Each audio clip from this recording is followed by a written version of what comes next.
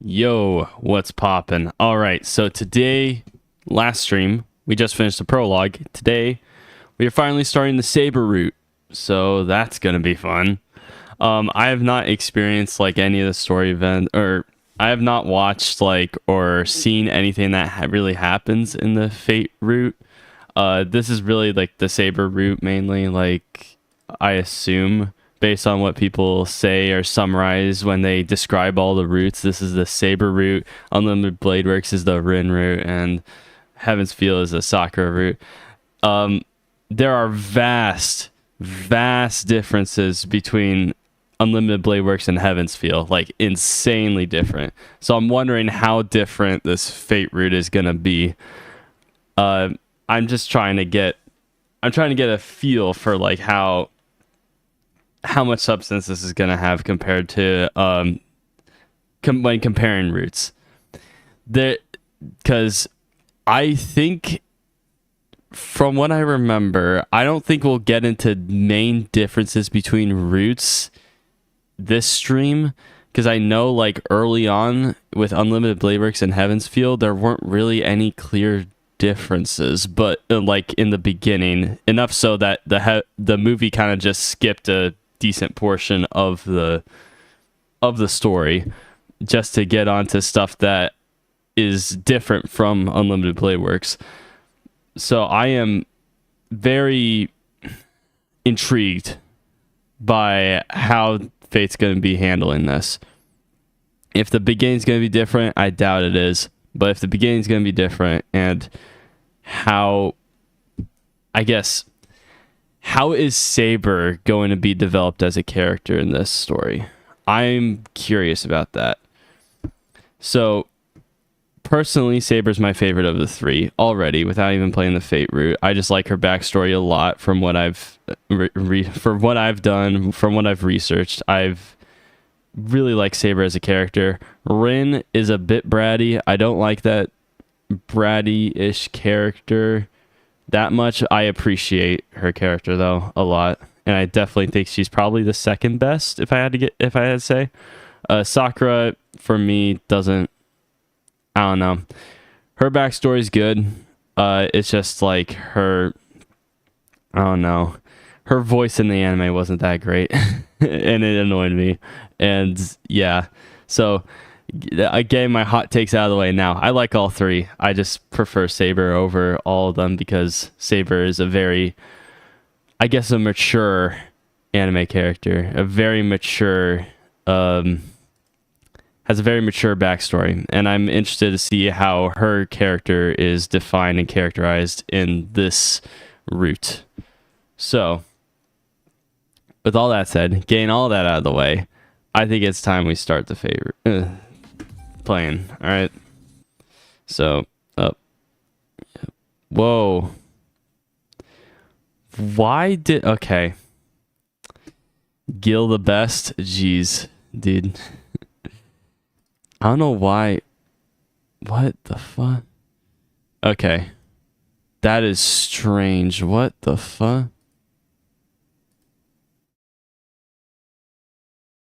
Okay. I had Fate open already before the stream, and it just freaking shit the bed. Alright, let me just play anyway. I don't need to try to sync again or anything like that. Alright. It should pick up. There we go. I wonder if I'll be able to play the OP. Gilgamesh is definitely one of my favorite characters, though, for sure. And I did start like one line into this just to make sure if I had to play a new game in order to start like post prologue shit. So let me lower the volume a little bit. Let me know if the audio's like bad or anything.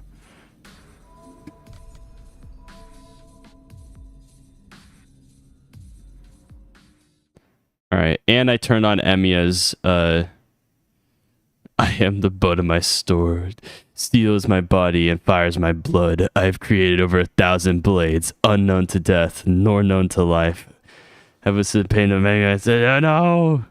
No, it was such a good... No, I wanted to finish that. No.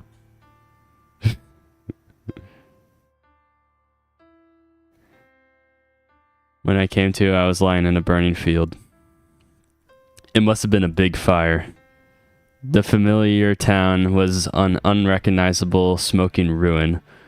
It looked like a scene from a war movie. The sight didn't last long, though. As morning dawned, the fires gradually died down. After watching Fate, I changed my name to online to Archer. That's... But you say Archer ain't shit, though. That's cringe. Anyway, the towering walls of flame shrunk to embers, and most of the buildings looked to have collapsed. It felt so strange being the only unchanged thing in the town. I was the only one left alive. I was either fortunate, or the house I had been inside was built on the luckiest ground of all time. Either way, I was the only one alive. I'm sorry if my camera's blocking it, but this is probably like the best like spot for it, honestly, because there'll be a lot of lines up here that'll block if I have that. And down here it's like will also block the beginning sentences, so it's better if I'm just bottom right. Since I arrived, I felt I needed to keep on living. I walked aimlessly, thinking it would be dangerous to remain where I was. It wasn't that I wanted to avoid becoming what had happened to everyone around me, those scorched, blackened masses. It wasn't a feeling of disgust. Some other emotion was driving me on.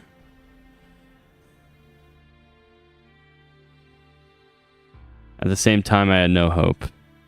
It was a miracle I was alive at all, and I didn't think I was going to last much longer. There was just no way in hell I was going to survive. There was simply no way I could ever escape from this crimson hellscape, no matter what I did. That was how desperate, how hellish this place was. Even through the eyes of a young boy, I thought it was though. Jeez. And then I collapsed. Either there was no air around me, or I simply couldn't breathe anymore. I just collapsed, and all I could do was look up at the snowy, slowly clouding sky. The scorched black masses around me lay motionless. The dark clouds covered the sky, promising rain. Good. The rain will put out the fires. I took one final breath and looked up at the rain clouds. I couldn't breathe, but I still felt pain. I said that out loud, on behalf of all those people who couldn't say those words themselves. Dark. That was 10 years ago. Miraculously, in the midst of all that, I was saved. My physical body survived, but everything else was scorched, reduced to ash. When a young child loses their parents or their home, there's really nothing left of them. And so, everything other than my body perished. Put as simply as possible, in exchange for my body living, my heart died. Deep. I'm 12 and this is deep, bro. Damn. So sad. I'm going to adjust the camera a little bit. I'm dreaming. I squinted, seeing a bright white light. It was blinding. Light stabbed my eyes when I spoke. I doubt I really knew what the sensation of blinding light was in the first place. Oh jeez, I got an email. It's nothing. As my eyes adjusted, I woke, alarmed. I was lying in a bed I didn't recognize, in a room that I didn't recognize. I was honestly stunned, but the cleanliness of the white room made me feel at ease. I looked blankly at my surroundings. The room was spacious, and beds lined lined it in neat rows. All the beds were full, and it looked like each bed's occupant was injured. But the room didn't feel depressing at all. Everyone injured survived. I let my eyes wander. I looked out the window. The clear blue sky was so incredibly beautiful.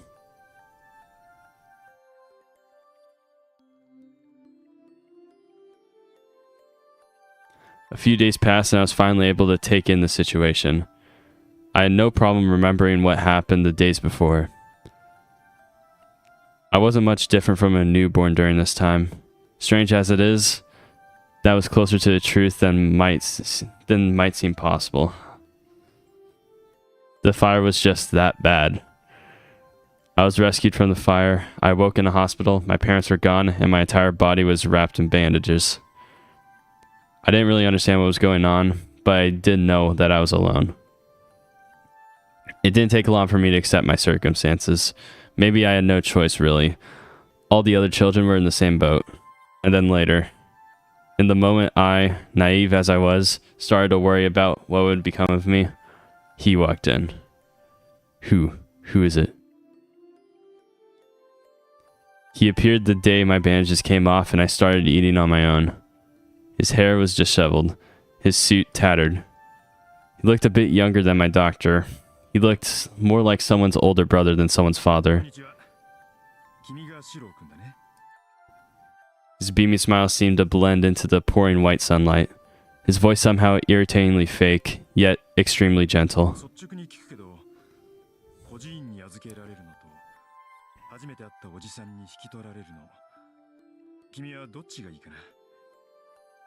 He was offering to take me in. I asked if we were related. He said we were complete strangers. He looked like an unremarkable, unreliable guy. But then again, he was no more or less familiar than the orphanage. So I decided to go with him. Damn, bro. What the hell was that choice?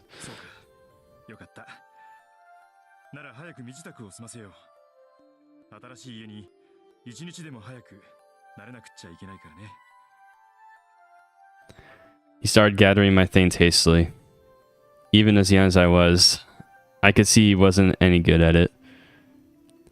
And after he made the mess packing...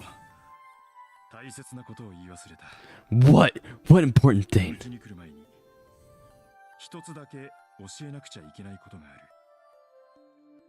He turned asking for confirmation. He asked so casually as if asking me if there was somewhere I wanted to go.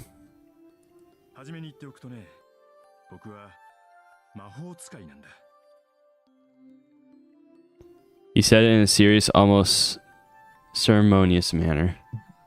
It happened so fast. Now that I think back, I was also immature. I just accepted his words as fact.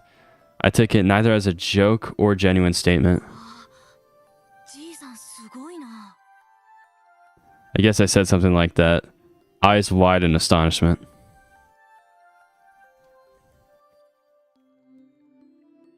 And I was his child.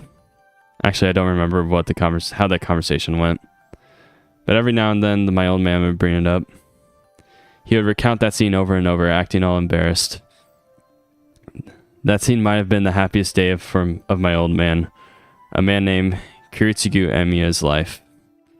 Kiritsugu, I watched Fate Zero, I know who he is. You could say that it was one thing for him to tell a recently orphaned kid he was a magician.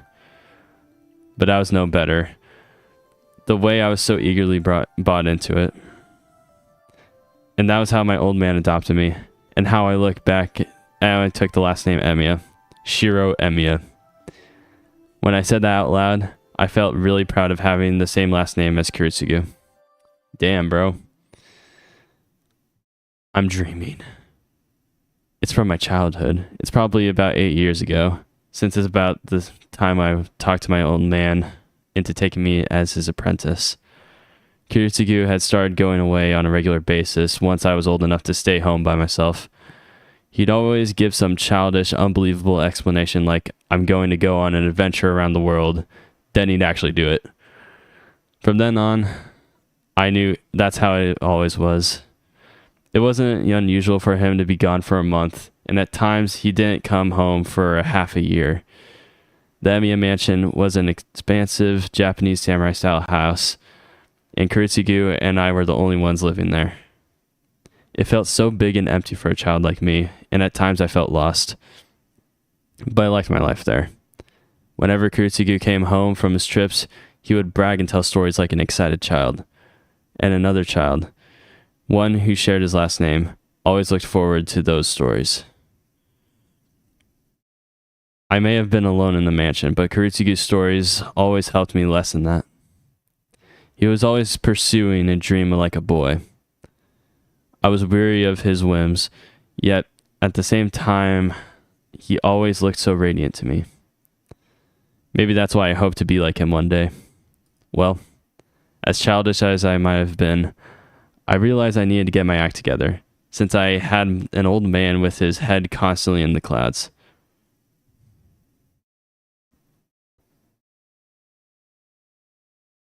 Oh my gosh, it's January 31st. We're going back in time, baby. We finished the prologue on February 2nd, I believe. I hear a sound. The heavy rusted hinges of the door creak as it's being pushed open. Ominous. Light pours in through the crack in the door. My mind tries to shake off the slumber. Ooh. Fucking hate that voice. Okay. I hear footsteps drawing near, and I feel the winter air flowing in. Jeez, dude. No. Ah! She's cool. She's cool. She's cool.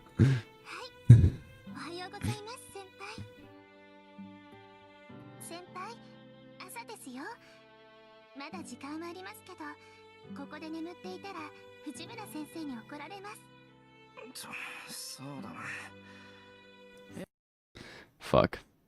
Shit. Sorry. Sorry. Sorry.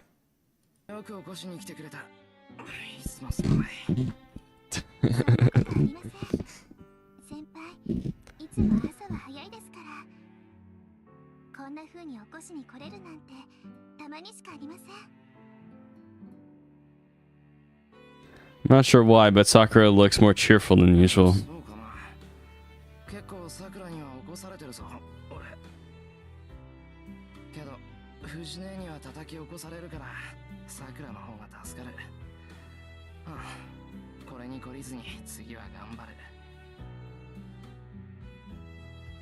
I answer, still half asleep. My head's still not right, so I don't even know what I'm saying.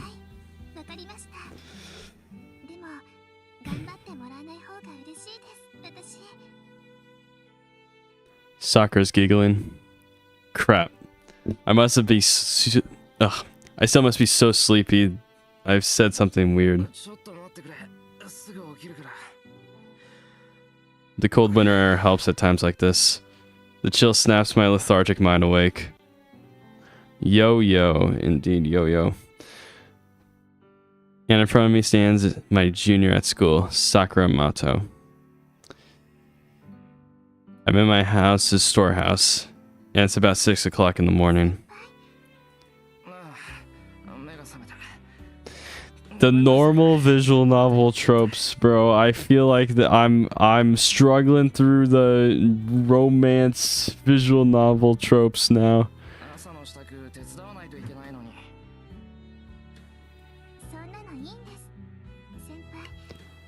This is just a normal romance series. It's too weeb. Where are my sword fights, damn it? Sakura's practically bouncing with excitement. That's odd. Sakura was weirdly energetic this morning.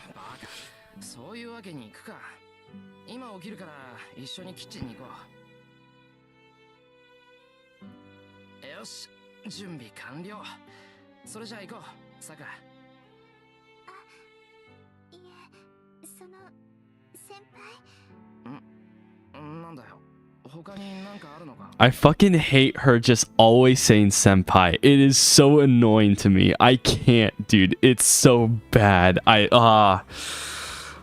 Oh my gosh, it's so fan servicey. Just her saying senpai constantly. Oh my gosh, whatever. I gotta remember, this is mid 2000s. This is a mid 2000s visual novel. It's gonna happen. Stuff like this is gonna happen.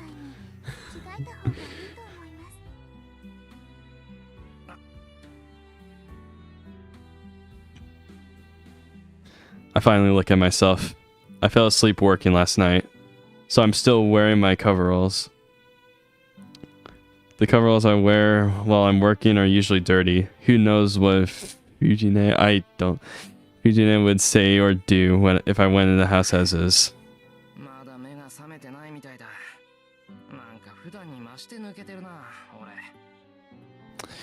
I notice every single time I shit talk Sakura, people leave. Great.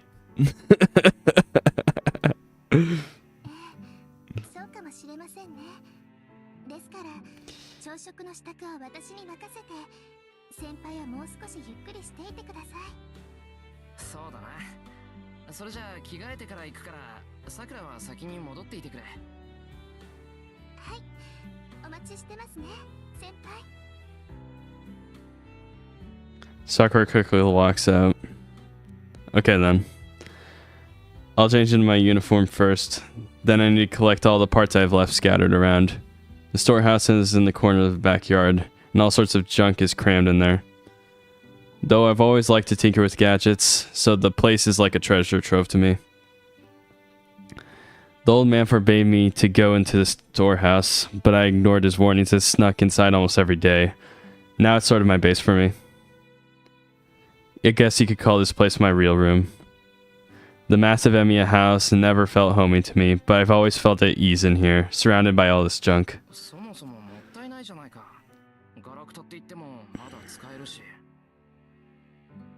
Majority of the things in the storehouse are everyday things, mostly unusable. I'm not sure whether I brought it all in because I liked it in there, or whether I liked this place because it was full of junk. Either way, I snuck into the storehouse almost daily, and I made sort of a hobby fixing broken things. Yeah, I'm not the type who gets attached to things. But it just didn't feel right to neglect things that are still usable. Or maybe it would be better to say the idea of doing that just bothered me. Which is why I stayed up all night trying to fix a broken stove. Jeez, is that what that is? Oh my gosh, bro. This dilapidated stove, dude. Oh my gosh, dude. What is that, bro? Dude, don't even, bro. I try to shake off my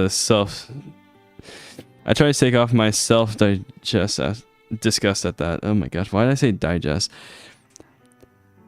I gathered the parts for the stove and put them back on the shelf of things waiting to get fixed. There's no more room though. Once I fix the stove, an old VCR is up next. Both of which were destroyed by Fujine. We can get that. We can set aside that for now. Oh my gosh. I changed in my school uniform. Since the storehouse is like my room, I have all my essentials, including change of clothes in here. The rest are things like haphazardly drawn blueprints scattered all over the place and literal junk from my failed attempts at fixing various things. Also, there's some sort of patterns carved into the storehouse's floor, perhaps used as some sort of altar in the past.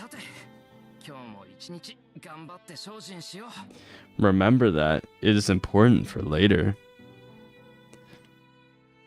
I clap my hands in prayer at the storehouse and turn towards the mansion. Holy shit, this is fancy. I walk in from the storehouse into the mansion. This Emiya residence is a Japanese samurai-style house located on the outskirts of town.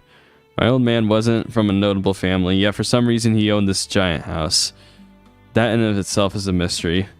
And it also seems like he didn't have any relatives here in Japan. So when my old man died, there was no one else to inherit this mansion. so it came to me as his adopted son. My gosh, bro, jeez. Though, to be honest, I don't have any administrative abilities.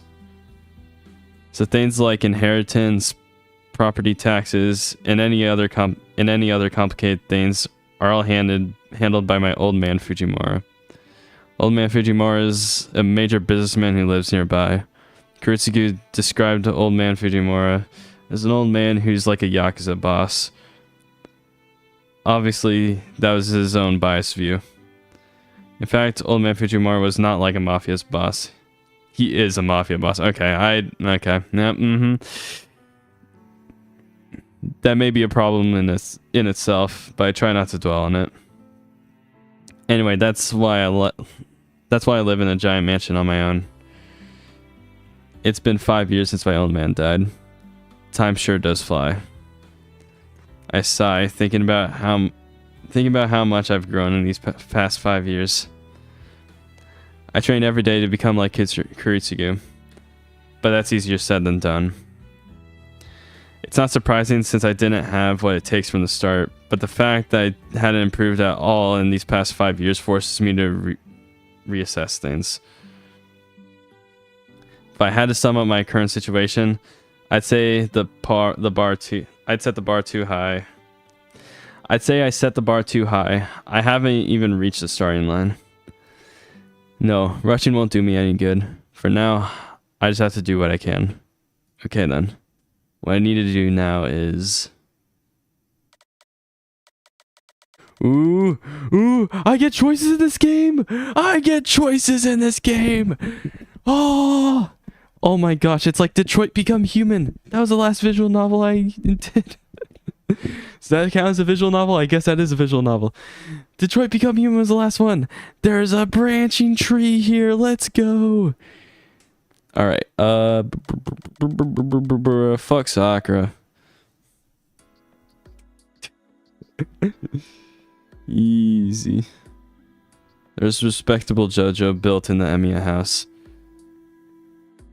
It was added as an afterthought when the entire house was being built. It was nothing more than a hobby and indulgence. I'll do some light exercise before breakfast. I'm not really studying martial arts, but my old man once told me, if you want to be like me, you'll need to harden your body. Since then, I've made it a point of working out every day.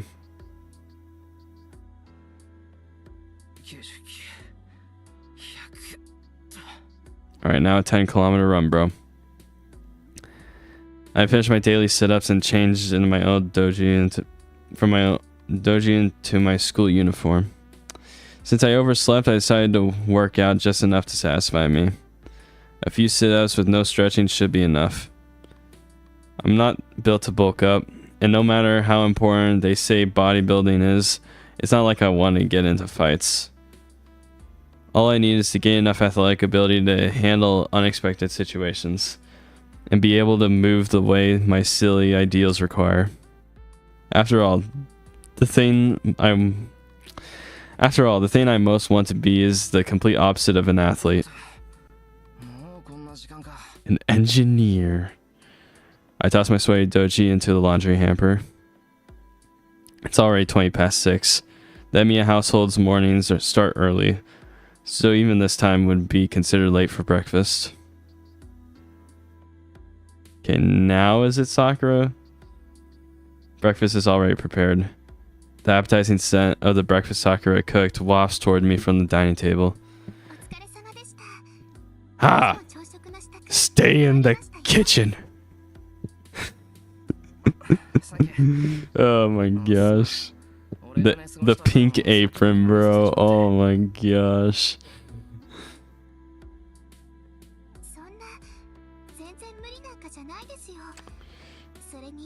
Shiro's a better cook, from what I remember, right? From where I remember, he's goated.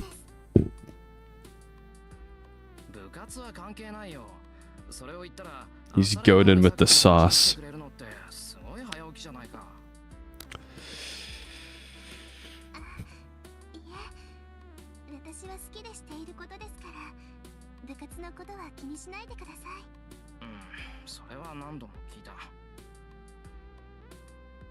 まあだから俺も部活に関係なく早起きしたいんだ。さくらが来てくれるならその時間には起きてないと失礼だろ。 Okay, I have to read this. To me, waking up early is waking up before Sakura gets here. And oversleeping means I make Sakura prepare breakfast on her own, like today. 先輩、そういうところこだわりますよね。水釣り先輩、エミヤは粗雑なくせに律儀すぎてうるさいって。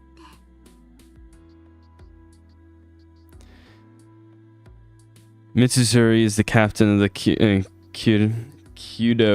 Kyudo club Sakura's in, and she and I seem to cross paths often. あいつまだ俺の文句をさくらにこぼしてんのか。はい。先輩が卒業するまでに何としても社でを鳴らせてやるって毎日頑張ってます。今じゃあいつのが段位高いだろうに。あれかな、思い出は無敵ってやつかな。美化されてるのは悪い気分じゃないけど、それも人によりけりっていうか。水釣り先輩、すっごく負けず嫌いですから、きっと心の中で先輩をライバルみたいに思ってますよ。Sakura scoops rice into a bowl as she talks. Yes. Rice. It's almost 6:30. The Kyoto Club's morning practice starts at 7. Attendance is not mandatory, but she doesn't have much time left. 藤根はそろそろか。ま、この時間に来ない方が悪いんだし、さくら、先に食べていいよ。そうですね。はい、どうぞ先輩。Sakura hands me the rice bowl with a smile. It tastes disgusting. Oops. I should be used to this every morning, but her delicate fingers catch my attention. I can't explain it, but it's awkward. I'm not sure if it's our age, but Sakura has been looking more provocative lately. Jeez. Her casual movements are so pretty. She often takes my breath away. Maybe it's because I never saw Sakura that way before, but now I'm noticing how feminine she's becoming. Jeez, dude. Cringe, bro.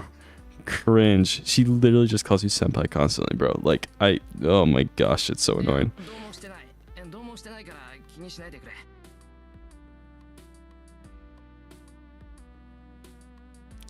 Honestly, it's baffling. Why the hell am I getting nervous about my friend's younger sister? Sakura's just really good and considerate younger friend of mine, and she's someone I need to look after. She's the younger sister of a friend of mine. We used to be friendly, though initially we weren't very close since she's a grade below me.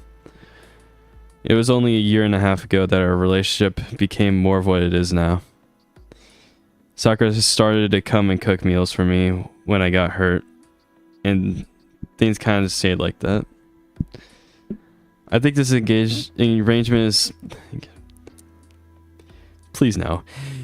I think this arrangement was supposed to last until I got better, but I guess something or another happened, and somehow she ended up helping out with household chores. Either way, Sakura is a good cook, and her cleaning and laundry skills are perfect.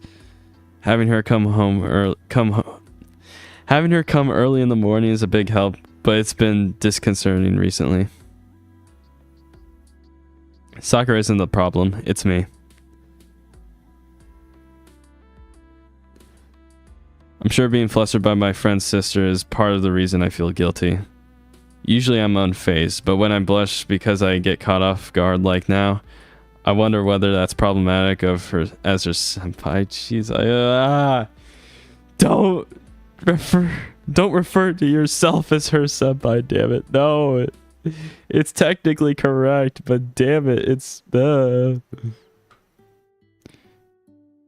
I'm sure Fate. I'm sure there's a ton of like Fate like dojins and shit that just like dwell on that phrase, and I know it, and it's cringe as hell. Breakfast is lined up neatly on the table. A perfectly balanced meal of chicken and with partially salad, grilled salmon, blanched spinach, miso soup with radish and carrots, and grated yam soup.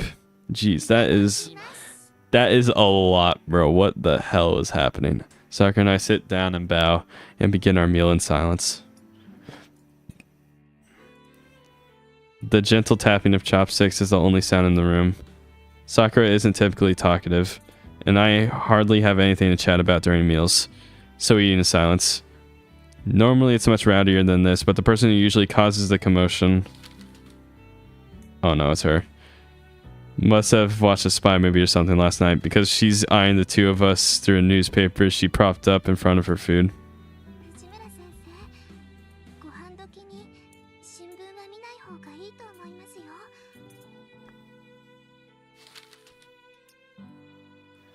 Sakura remarks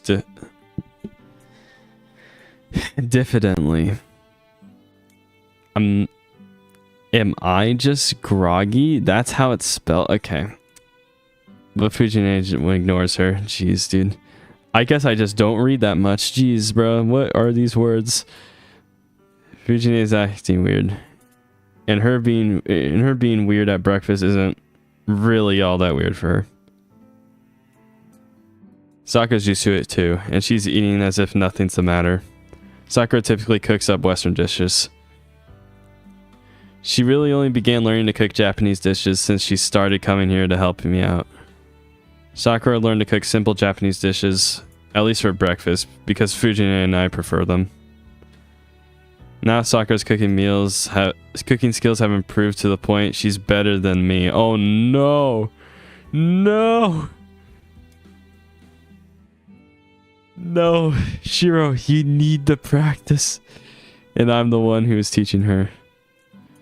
Her miso soup is flavorful and refined now. And she's even gotten to the point where she can grate yams to make yam soup. Actually, I think today's the first time she served yam soup. さくら、醤油取って。は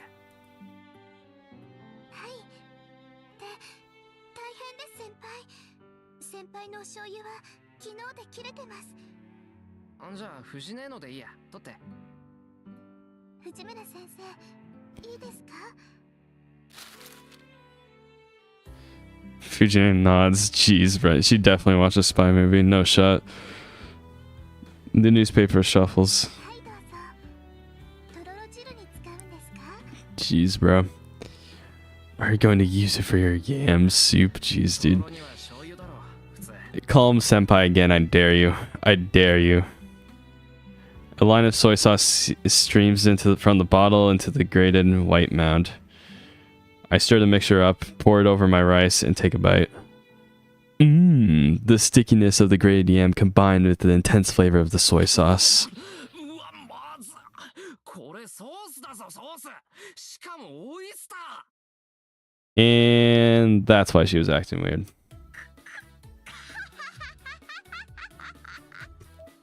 Yep. Okay. Great. Virginia tosses her newspaper onto the table with an enthusiastic flick of her wrist. The flick of the wrist. どうや。朝のうちにソースとお醤油のラベルを取り替えておく作戦なのだ。 Jeez, bro. Why are you like this? The not so mysterious spy punches in the air of victory. 朝っぱらから何考えてんだあんたは。今年で25のくせにいつまで経っても藤根は藤根だな。ふふんだ。昨日の恨み思い。 Screw this face, bro. This face, bro. Oh my gosh, bro. The troll. 一緒になってお姉ちゃんをいじめるやつには当然の天罰ってところかしら。 You know, she's better than Sakura. I don't think that's like I'd even say she's close to Rin, alright? 天罰ってのは人為的なもんじゃないだろう。なんかおとなしいと思ったら昨日からこんなこと。 I'm just talking in terms of enjoyability, you know. そうだよ。おかげでこれから急いでテストの採点しなくちゃいけないんだから。そういうわけで急がないとやばいのだ。 Fujine sits back down and shovels her breakfast into her mouth. はい、ごちそうさま。朝ごはん、今日も美味しかったよ、さくらちゃん。あ、はい。お粗末様でした、先生。それじゃあ先に行くわね。二人とも遅刻したら怒るわよ。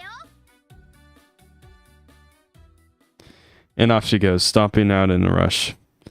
There's something terribly wrong with the world that allows someone like her to be a teacher. Truly. 先輩 Stop calling him that. すまない。せっかくの朝食だっていうのに、藤姉のやつ、ろくに味わいもしないで。I'm gonna have to get over it. She's not gonna stop. なくて昨日藤村先生に何かしたんですか？いや、それがさ、昨日ついあだ名で呼んじまった。それじゃあ仕方ありませんね。先輩、藤村先生に謝らなかったんでしょう。 No! いつものことなんで忘れてた。ダメですよ。藤村先生、先輩にあだ名を言われるのだけは嫌がるんですから。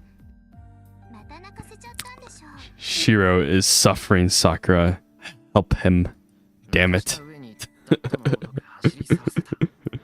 His meal was ruined.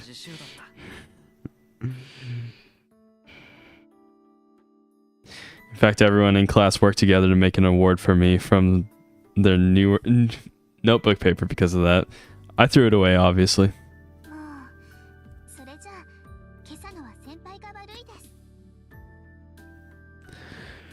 Fujine is like an older sister to Sakura, so she's typically on Fujine's side. Jeez, what the fuck? That's favoritism.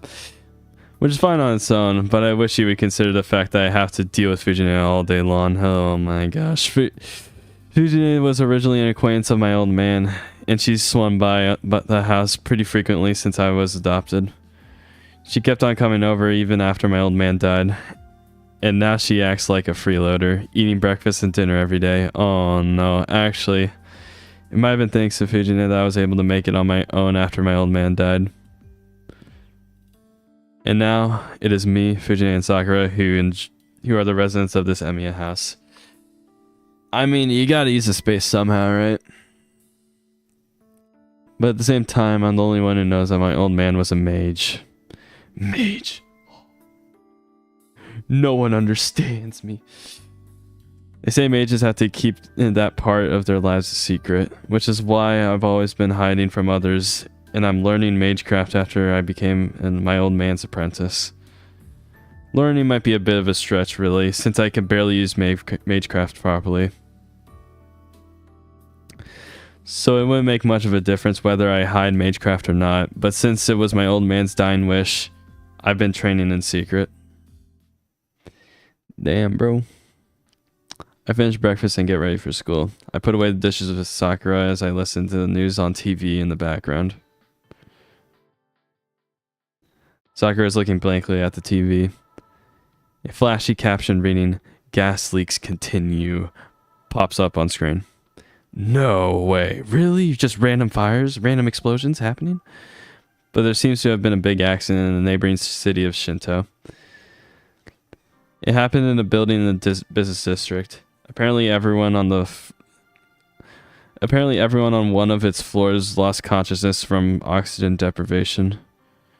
Authorities have been calling it an accident resulting from gas leaks, but for some reason these incidents have been happening often. Very curious, very mysterious.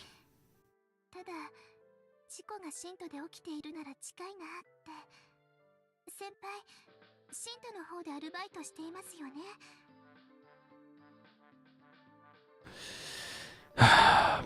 別にそんな大きな店じゃないよ。今のニュースみたいな事故は起きないと思う。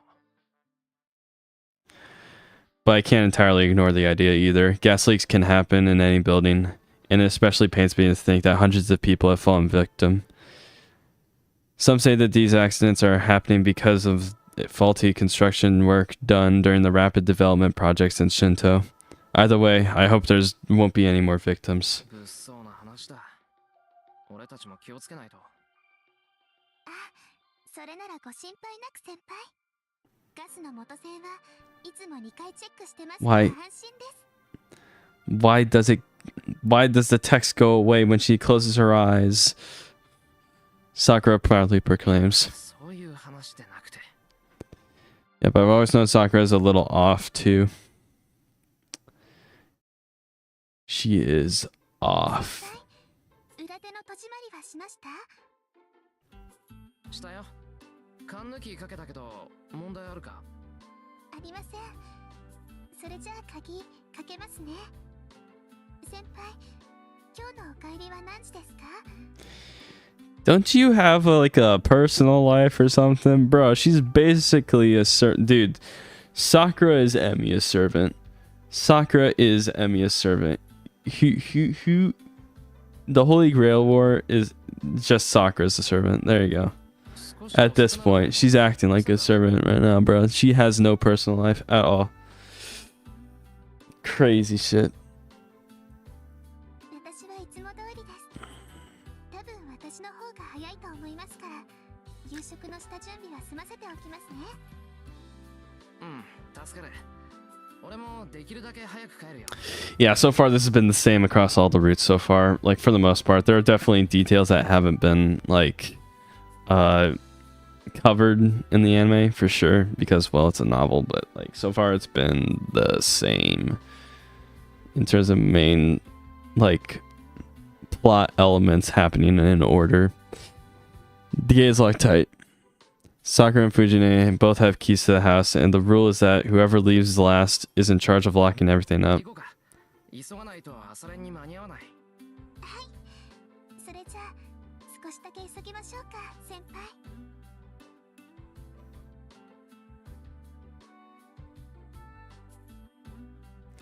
Sakura and I walk into town. We walk downhill along a wall to reach a more populated residential area.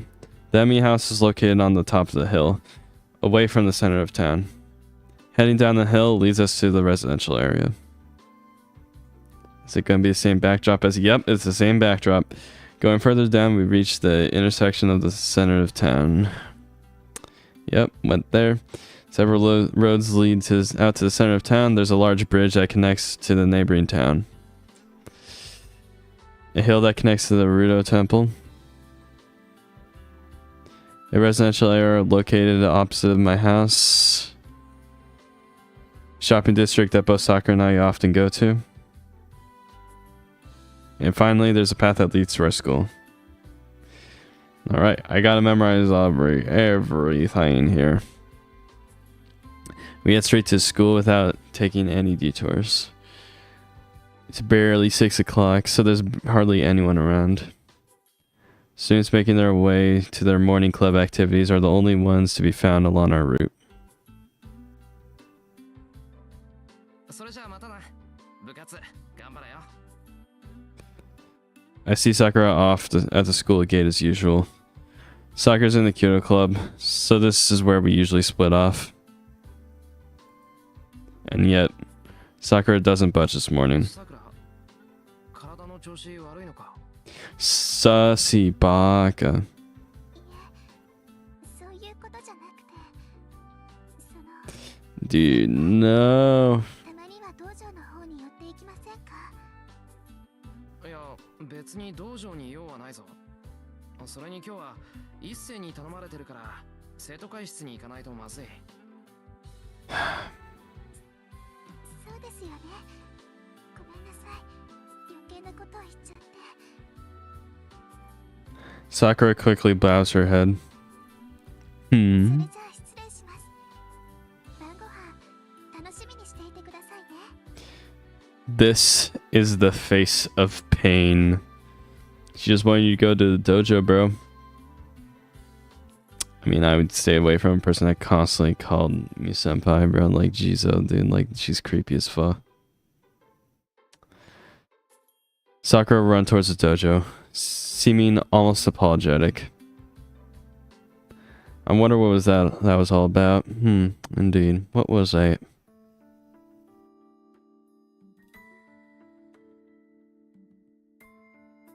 一斉、いるか？いるぞ。今朝は少し遅かったな、エミヤ。Issei glances up from the desk, looking like he's been studying some papers. 一斉だけか。他の連中はどうしたんだ？この時間なら登校しててもおかしくないだろう。いや、あいにくとうちのメンバーはビジネスライクでね。働く時間帯はきっかり決まっていて、早出と残業はしたくないのだそうだ。それで生徒会長自らが雑用か。ここはここで大変そうだな。何？好きでしている苦労だ。エミヤに同情してもらうのは筋が違う。いや、一斉に同情なんてしてないぞ。うん。それはそれで無念だが、聞き流すとしよう。情が映っているということでは同じだからな。Issei, who was gathering his papers into a single sheaf and tapping the edge against the table to square them neatly, is the big boss of the student council. He's been working to reform the student council, which has grown quite lax, and he's been a friend of mine since our first year in school. His full name is Issei Ryudo. Sure. Despite his old-fashioned sounding name, he has elegant facial features, and he's popular with the girls. He's also a student of the council president, so you'd think he would have the leg. You'd think he had the leg up over everyone else, but that's not exactly the case. I will get better, I promise. It's saying stuff like that as he sips tea that prevents him from quite sticking the landing. As evidence, Issei is quite plain. He's prone to be misunderstood, yet he neither dabbles in relationships nor does he does what typical students do for fun. He's the heir of the Ryudo Temple, which sits atop a mountain. He himself understands that he will inherit the temple, and there's a strong possibility that he'll shave his head without so much as a complaint as soon as he graduates from school. それで、今日は何をするんだ？まあ、ともかく座って一服と言いたいのだが、時間がないな。移動がてら説明をするゆえ、いつもの道具を持ってついてきてくれ。率直に言うとな、うちの学校、金のバランスが極端なんだよ。知ってる。運動系がひいきされてるもんで、他に予算がいかないんだろ？うん。結果、文化系の部員は絶えず不遇の扱いでな。Yeah, fuck them culture clubs, damn it. We don't need to give them any funding, bro. I'd say keep the status quo. 今年から文化系に予算が行くよう尽力しているのだが、予算の流れが不鮮明でうまく回っていない。おかげで未だ文化系の物質は不遇でな。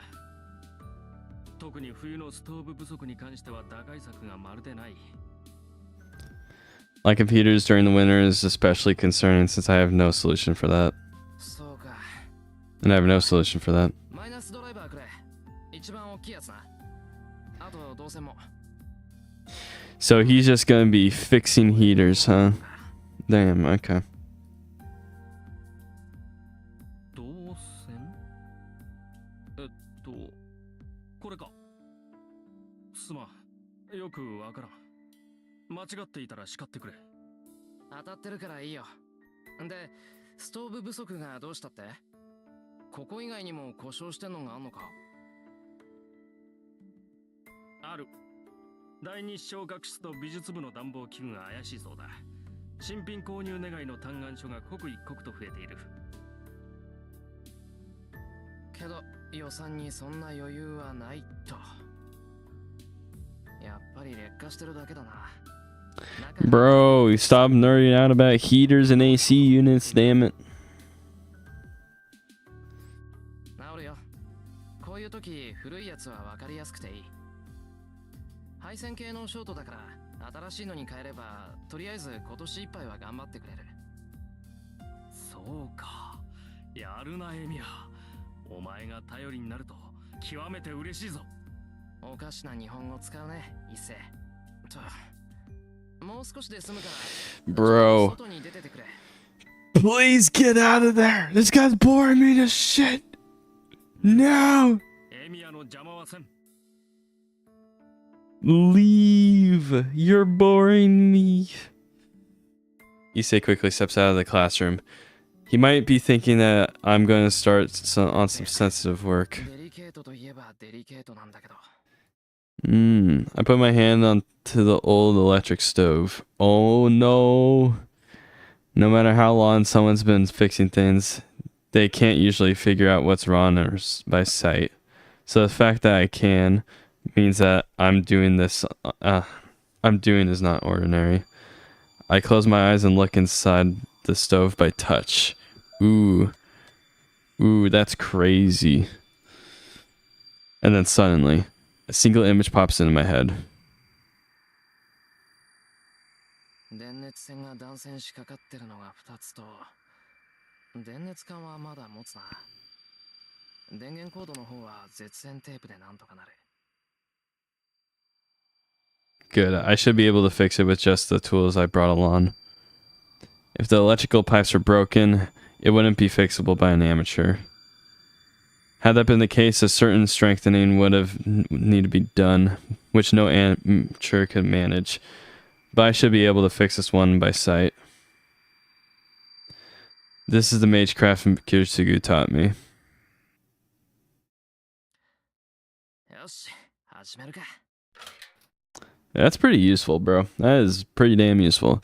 I take off the cover and begin to begin my repairs. I already know where it's broken, so the rest of the work is easy. これだけは得意なんだけどな、俺。 That's right, I, Shiro Emiya, have absolutely no talent in magecraft. But for some reason, I have a knack for visualizing the structure of things like blueprints, like I did just now. My old man once saw me imagine and recreate a blueprint. He looked surprised and then muttered, "What a useless talent." My special talent appears to be pointless. Dude, that's broken as fuck, dude. According to my old man, the fact that I can visualize objects and structures isn't really helpful. A mage normally wouldn't need to survey an object's entire structure like I do. He claims that mage's struggle is to typically seek out an object's center, or its core, and transform it as quickly as possible. That's why reading blueprints is a waste of time, and even that only helps seek out areas for magical energy to pass through. And so, fixing broken stuff is one of the only things I'm good at. After all, I don't have to open an entire thing up to find the problem. If I can find the problem quickly, I can fix most things as long as I have the know-how to repair it. Though I only do that with things an amateur could reasonably be expected to fix. 次に行くか。 I put away the conductors, pick up the screwdriver and wrench, and head out to the hallway. 伊勢、修理終わったぞ。 Oh, hey. A female student standing next to Issei in the hallway. Oh my gosh! Paths are crossing! This happened in the prologue! Oh my gosh! Crazy! Crazy! That's insane. I'm a little surprised. The girl talking to Issei is Rin Tosca, a second year, from Class A. She lives in a giant Western-style mansion up on a big hill. And she's an extraordinary honor student. She's pretty, smart, athletic, with no flaws at all. She's intelligent and polite, and she never brags about her looks. She's truly an ideal girl to guys, apparently. Which is why the female students treat her like an idol. But Tosca is just too good, and she's become unattainable. The guys all say that the only people who could talk to Tosca are Issei and the teachers. Well, okay, I'm also a guy. And I'm including myself in the list of her admirers.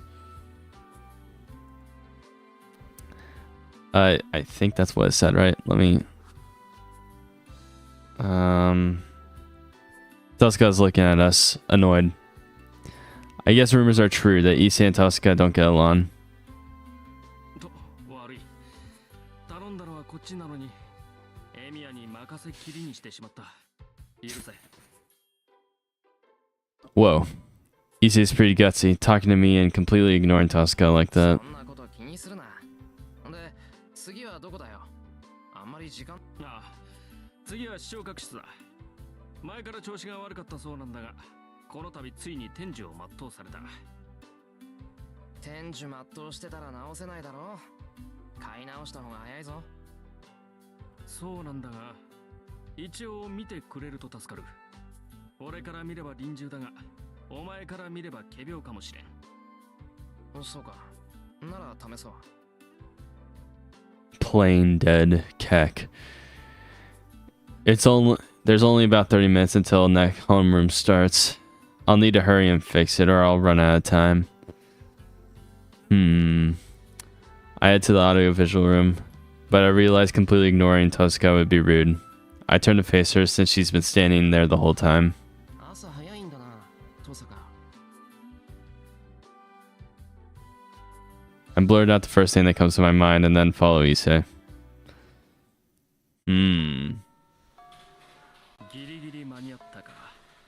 すまんなエミヤ、また苦労をかけた。頼み事をした上に遅刻させては友人失格だ。別に気にするな。俺が遅刻する分には大したことじゃないだろ。ま、一星が遅刻するのは問題だけど。もっともだ。いや、間に合ってよかった。Issei exhales a sigh of relief and heads to his desk. It's exactly 8 o'clock. 5 minutes after the bell for homeroom rings. Fujine will enter the classroom.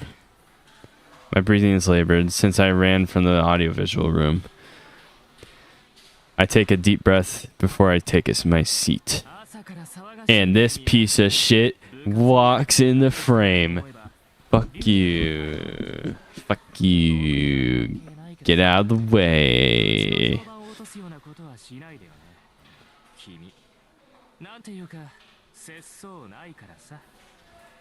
Ah. Standing in front of my desk was Shinji Mato. He's been an old friend of mine since middle school. His last name is Mato, and he's Sakura's older brother. He's 1 year older than her. So that makes him the same age as Shiro. Okay. Cool. Yo, things at the Kodako doing well, Shinji? 当然だろう。部外者に話してもしょうがないけど、目立ちたがり屋が一人減ったんで平和になったんだ。次の大会だっていいところまで行くさ。そうか。三つりも頑張ってるんだな。Yeah, I'm going to turn it up a little bit for you guys. はあ？何見当違いなこと言ってんの？弓道部が記録を伸ばしてるのは僕がいるからに決まってるじゃんか。そうか。気をつけよう。もっとも弓道部に用はないから関わることはないけどな。I put my bag on my desk and pulled my chair back. 何それ？僕の弓道部には興味がないってこと？興味じゃなくて用だよ。部外者なんだからおいそれと道場に行くのは変だろう。I'm not a part of the club anymore, so it's not right for me to just drop into the dojo. なんかあったら言ってね。手伝えることがあったら手伝う。弦張りとか弓の直し、シンジは苦手だったろ？そう、サンキュー。何か雑用があったら声をかけるよ。ま、そんなことはないだろうけどさ。ああ、それがいい。雑用を残しているようなやつは首相失格だからな。あんまり藤村先生を困らせるなよ。あの人、怒ると本気で怖いぞ。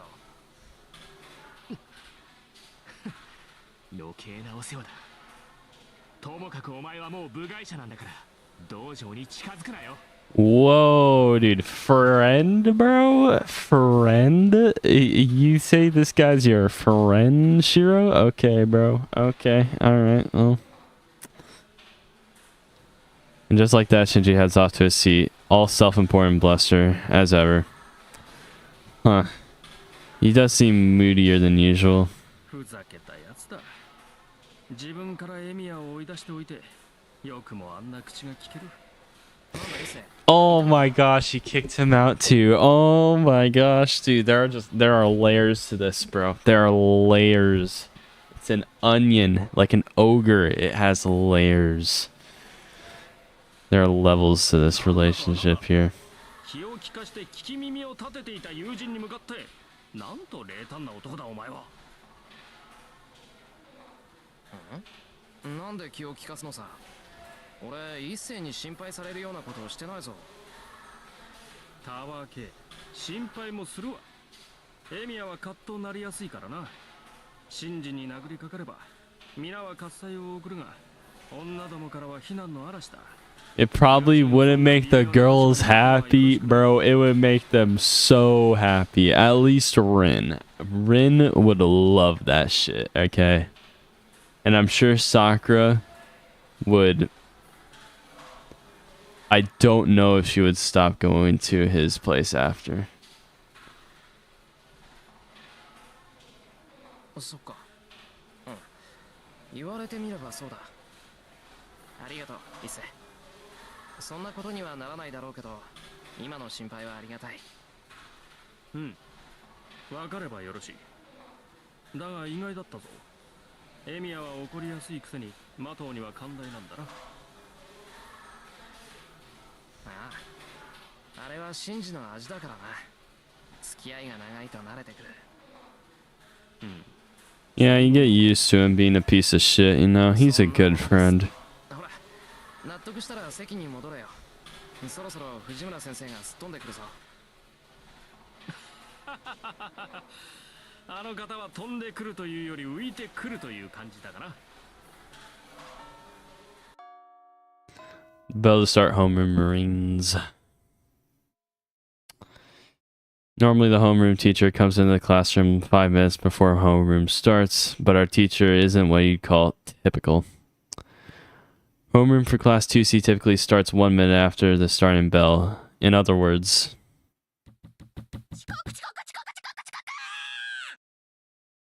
Damn it. Homeroom starts with the sounds of Fujine's shouts and hurried footsteps.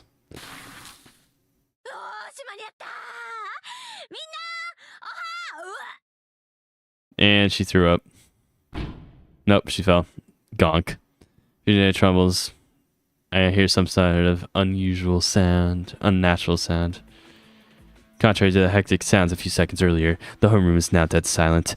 The mood shifts sharply. It's no wonder Fujine is called the human roller coaster. Honestly, the way she fell didn't seem like a laughing matter. Fujine hit her head hard against the podium, and she's still lying on the floor. Seeing her lying there face down and unmoving, as everyone imagining the worst.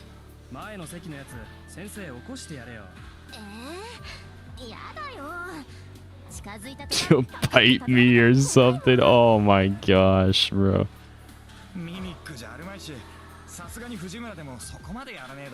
I'm gonna save right here.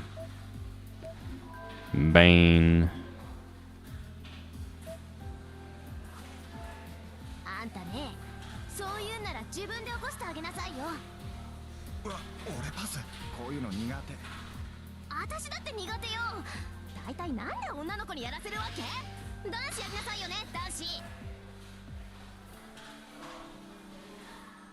So students in the front row start to get rowdy. Those of us sitting in the middle rows can't see what's going on, so we all stand up to get a look. Someone brings up the obvious, but the problem is, how would we get Fujine to the infirmary? We're all like comrades in arms after our time dealing with Fujine. Probably nobody's thrilled by the idea of taking a teacher to the infirmary.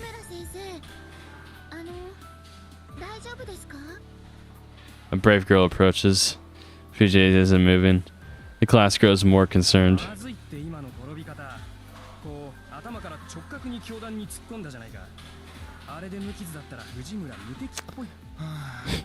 She really is invincible. Title screen.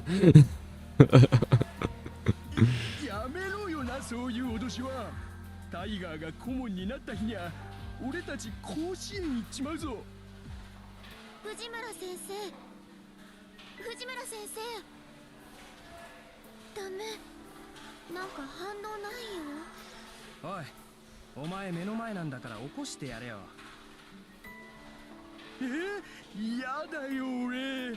もし死んでたら殺されかねねえ。でもだからってほっといでも誰も近づきたくない。仕方ねえな。こうなったらあれしかないか。うんあれだね Everyone's on the same page, except Shinichi and I. We keep quiet because the two of us dare not to be a part of what's about to happen.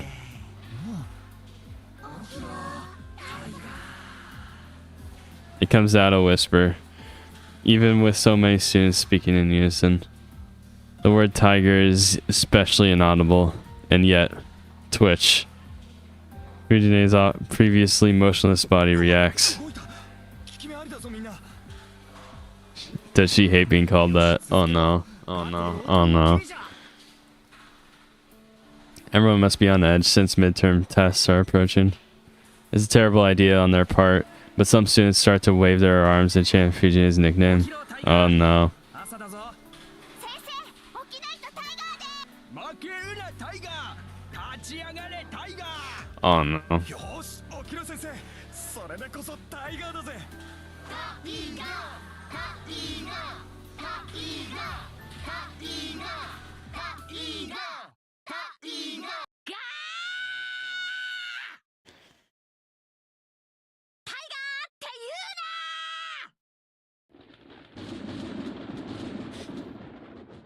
Oh no. The tiger is awakened. That's what's happening. Like a sudden bolt of lightning striking. Fujine stands valiantly, as if the fall hardly scratched her. みんな何してるの？ダメよ、ホームルーム中に席を立っちゃ。ほらほら、始めるから座りなさい。 Oh my gosh. Fujine's back to her normal self, stands at the podium. It appears she recalled nothing between the time she jumped into the classroom and the time she woke up. タイガー覚えてないみたいだぞ。ラッキー。朝からついてるな俺たち。いや、ついてるっていうのかな、こういうの。 She's a piece of work, honestly. Jeez, The students shuffle back to their seats, desks, 今誰か whatever. 先生のことバカにしなかった？え、してないっすよ。気のせいじゃないっすか。そっか、ならよし。じゃあ今朝のホームルームを始めるから、みんなおとなしく聞くように。 Fujine classically starts homeroom. She always goes on in digressions between announcements, so it goes slowly. Okay, I think I read that right. みんなも下校時刻を守るように。門限は6時だから、部活の子たちも長居しちゃダメよ。6時って言ったらすぐじゃんか。タイガ先生、それって運動系は免除されないの？されません。それと後藤くん、先生のことは藤村先生って言わなくちゃダメなんだから、次に名前で呼んだら怒るからね。はーい、以後注意します。 Go to six back down. He doesn't seem particularly remorseful. Too easy. When Fujine gets mad, she gets mad. Doesn't matter if it's with a teacher or a student. Taiga mad underrated as wife, to be honest. Yeah, true. And that is as close to a serious warning as she's ever going to give, but Goto doesn't realize it. それじゃあ今日のホームルームはここまで。みんな3次元目の英語で会おうね。 Fujine waves and leaves. So that was Taiga Fujimura, the teacher of room 2C. Her nickname, Tiger. That might seem like a joke, but it isn't. She got the nickname because it sounds like her name Taiga, but Fujine hates it. According to her, it doesn't sound feminine. She got the nickname because of how she acts, so she kind of had it coming. Oh no, not this guy. Ah, get away from me. As Fujine exits the homeroom, the first period teacher enters. Because Fujine takes up almost all the homeroom time, mornings are always like this for our class.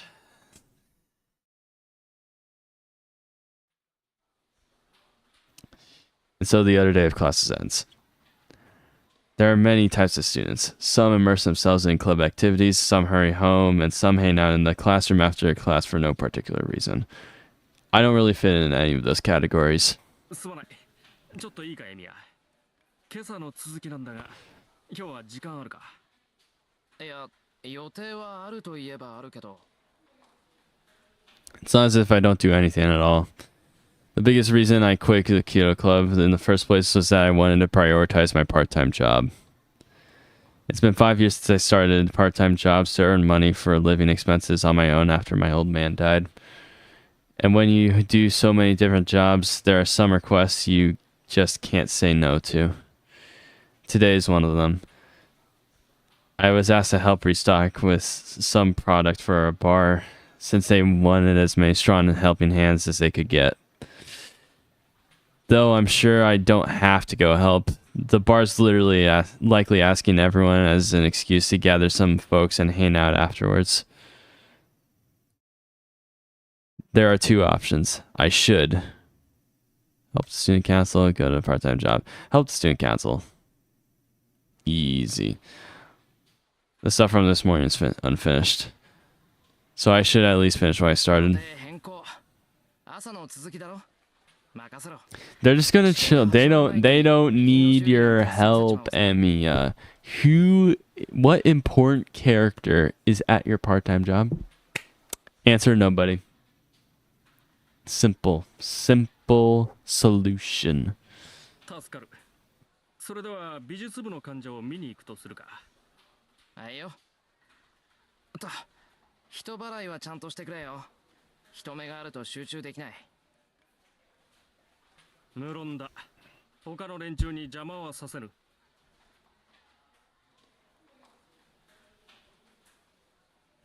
Keeping up with Issei's brisk pace. I follow him out of the classroom. Jeez, I felt like that was a tongue twister. Jeez. The sun is long since set by the time we step outside the building. The school gate is already closed. It's 7 o'clock and way past the time we close the gates. But thanks to Issei's help, the two of us avoided trouble. いや、今日は助かった。必ずこの礼はするから。何かあったら遠慮なく言ってくれ。Oh, really? そうだな。なんかあったら言うよ。まあ、とりわけ何もないとは思うけど。I didn't help him because I wanted something in return. I don't think I would ask Issei for anything impossible. まったく、人が良いのも考えものだな。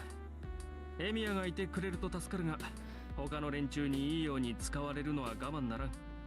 人助けはいいことだが、もう少し相手を選ぶべきではないか。エミヤの場合、来る人拒まずすぎる。そんなに節操ないか、俺。これでは心ないバカどもがいいように利用しようというものだ。エミヤも忙しい身なのだから、たまには他人の頼みなど断ってもよかろう。Nah, but there was no important characters at the part-time job, right? Why would I go there, bro? I get to talk with this guy who actually has a sprite. I honestly can't tell, but I think Issei is concerned for me. Ever since middle school, I've always been told how helpful I am. Ever since I never decline requests or ask anything in return. Okay, yeah. I guess Issei thinks that's unhealthy. But I'm only doing this because I want to. And I decline any requests I feel are impossible, so there's no issue. それは一斉がするような心配じゃない。自分のことは自分が一番わかってるさ。それに、人助けは善行だろ。寺の息子が咎めるようなことじゃあるまい。しかしな、エミヤのは度が過ぎるというか、このまま行くと潰れるというか。忠告は受け取っとく。それじゃあまた明日、学校でな。それではまた明日。Issei leaves looking dissatisfied. Issei lives in Rudo Temple, located at the top of a mountain, which means he and I have to go our separate ways. Damn, okay. I walk through the still darkened town. It's about 7:30. There should still be people out and about at this hour, but there are no signs of anyone around. そういえば確か There was a crime committed in Myanmar the other day. A burglar murdered someone, I think. It must be why there's no one around, and why school curfew has been set to 6 o'clock. それに強盗か This place is dangerous, bro. No wonder people are avoiding walking around at night. It's probably not safe to let Sakura go home on her own anymore. Fujine might be fine, but Sakura's house is in the residential area on the other side of town. I guess I should walk her home starting tonight. Can't quite believe what I'm seeing. I must be wrong. I sense a presence on the uphill path I was sure was empty. Whoever it is, they're standing still, looking to be peering down at me.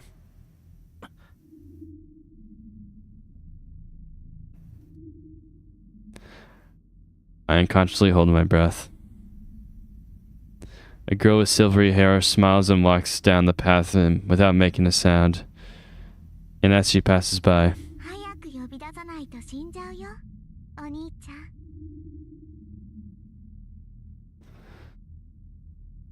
what she says makes no sense.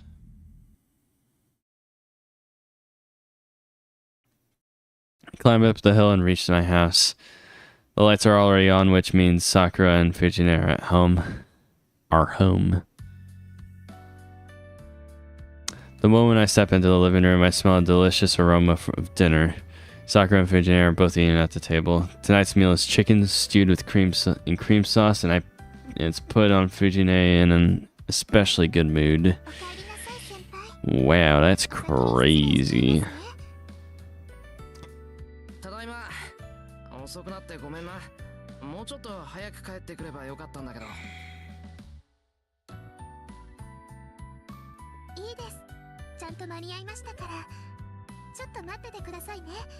すぐ用意しますから。うん頼む手を洗ってくるから人のおかずを食べないように藤姉を見張っといてくれはい、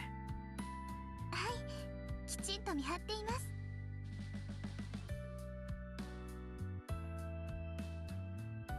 I go to my room. It's a sparse room compared to the storehouse, but it's still decorated enough, considering I don't have any particular hobbies. Though most of them are random things Fujine just left there. After I wash my hands and change, I head back to see my food on the い table. ただきます はい、お口に合えばいいんですけど。 Sakura is as humble as ever. Sakura's cooking skills have vastly improved over the past year. My cooking is no match for Western foods. My Japanese dishes might be a little better. Neither of us is any good at making Chinese dishes.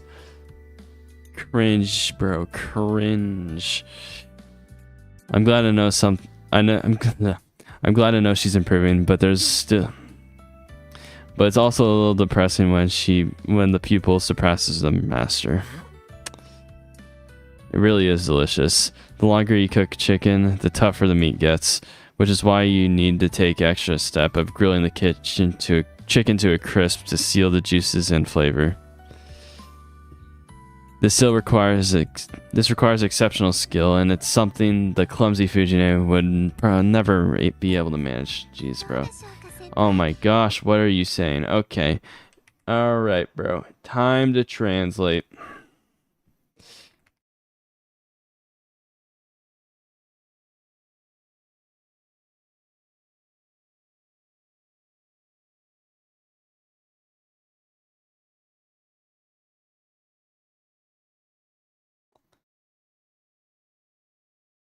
Alright.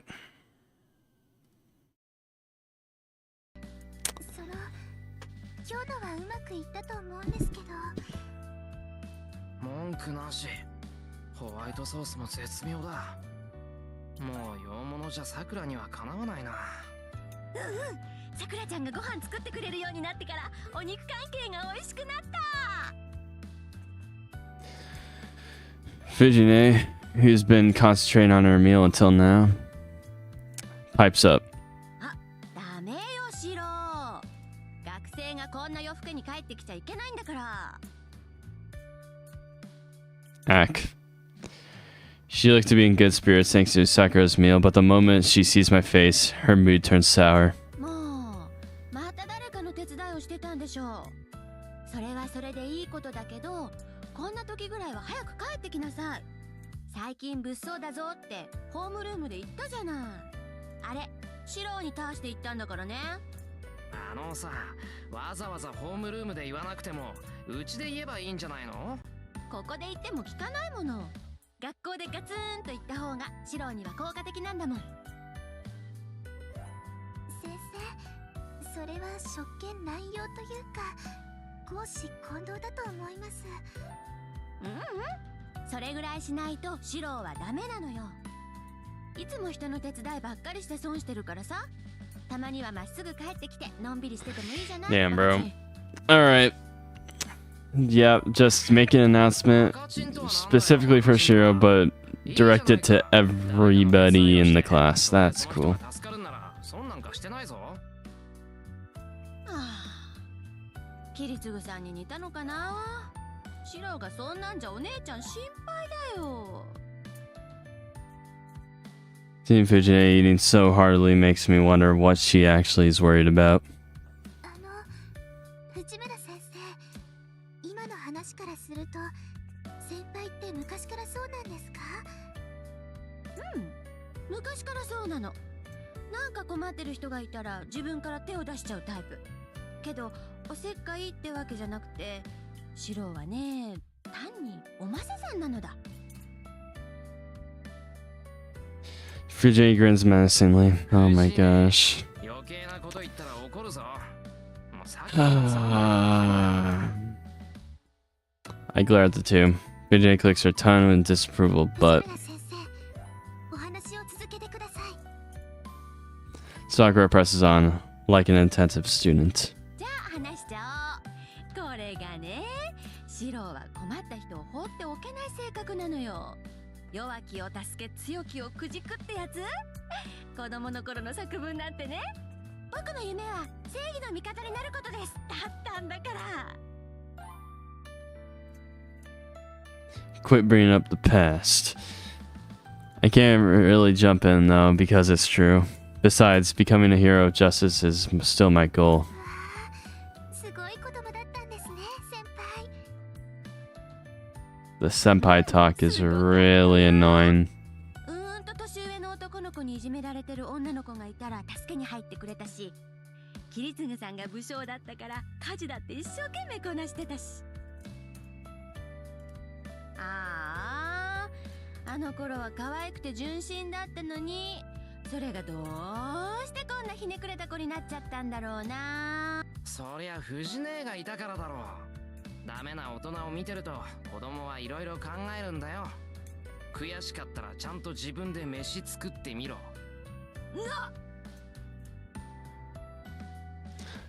She's shocked.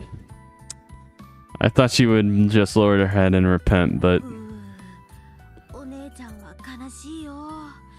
さくらちゃん、おかわり。 thirds, bro, what? She holds out her rice bowl, asking for a third helping of dinner. Jeez, dude, thirds, what the fuck? We relax after dinner and it's almost 9 o'clock. さて、何をしたもんか。 There's still some time before the evening training. I guess I'll walk Sakura home, help with today. I'll rest. Probably help Sakura. Probably.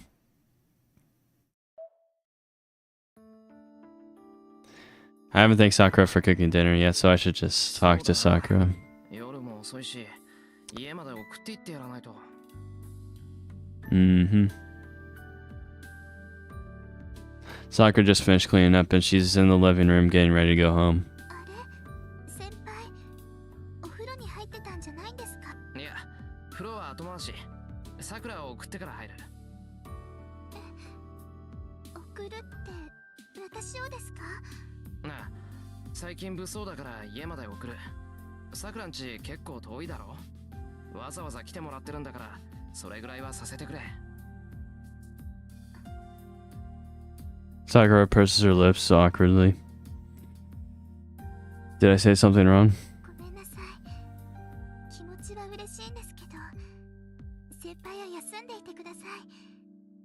家までだったら慣れてますし。Sus. She's a drug addict. She's going to get drugs on her way home. その兄さんに見つかると先輩にまで It's just Shinji. He won't do shit. He's a bitch.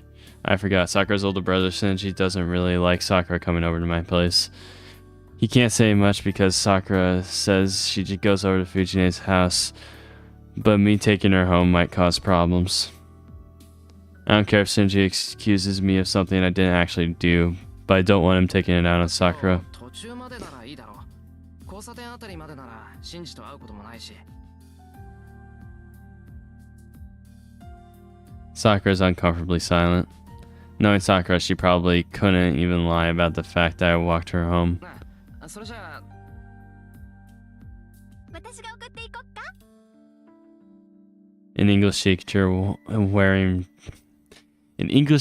wearing tiger stripes suddenly pokes her head through the door. ダメだよ。そんなの本末転倒じゃないか。女の子が夜で歩くから危ないっていうのに、さらに女の子を増やして。Wait a minute. Calling Fujine a girl might be kind of a misnomer. There is a reason Fujine is the teacher in charge of the Kyoto Club. She was trained by old man Fujimura in Kendo, and her 5th rank designation makes her deadly, literally and figuratively. 藤根なら大丈夫か。時間が出ても撃退できるだろうし。できるよ。だからさくらちゃんを送っていくのも問題なし。それでいい？さくらちゃん。はい、藤村先生がよろしいのでしたら。決まりだね。それじゃあ行こっか。 I have a feeling both of these options are going to lead to the same outcome. Damn, okay. You're alone, Shiro. What are you going to do?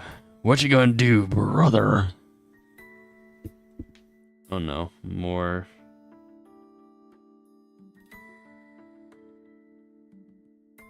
Oh my gosh, I got a copyright claim.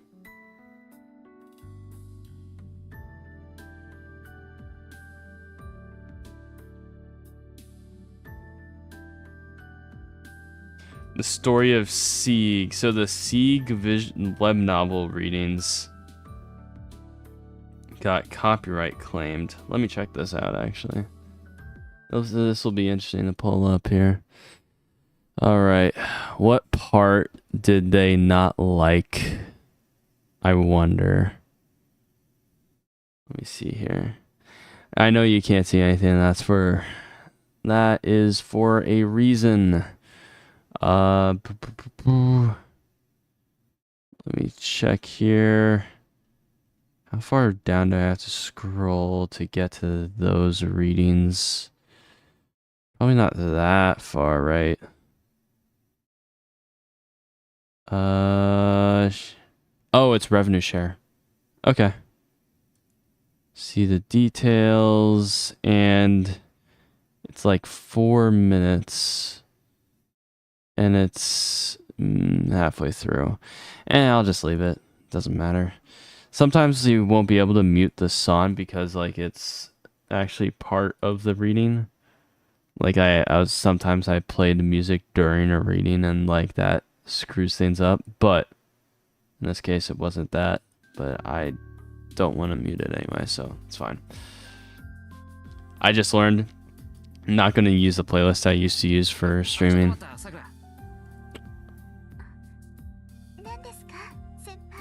晩飯うまかったよ。いつもあり。はい。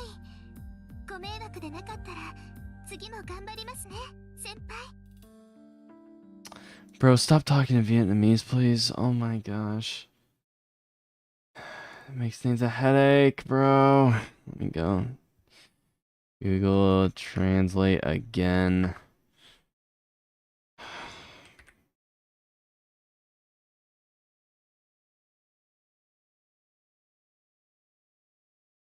I don't. Okay, dude, you're just speaking nonsense. Alright.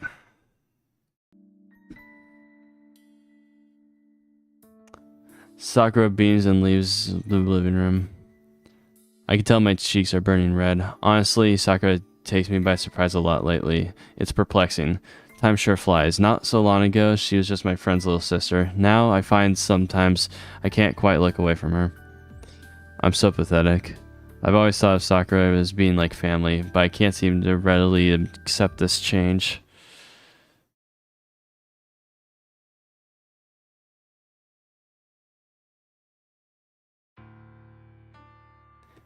And that is how my day ends.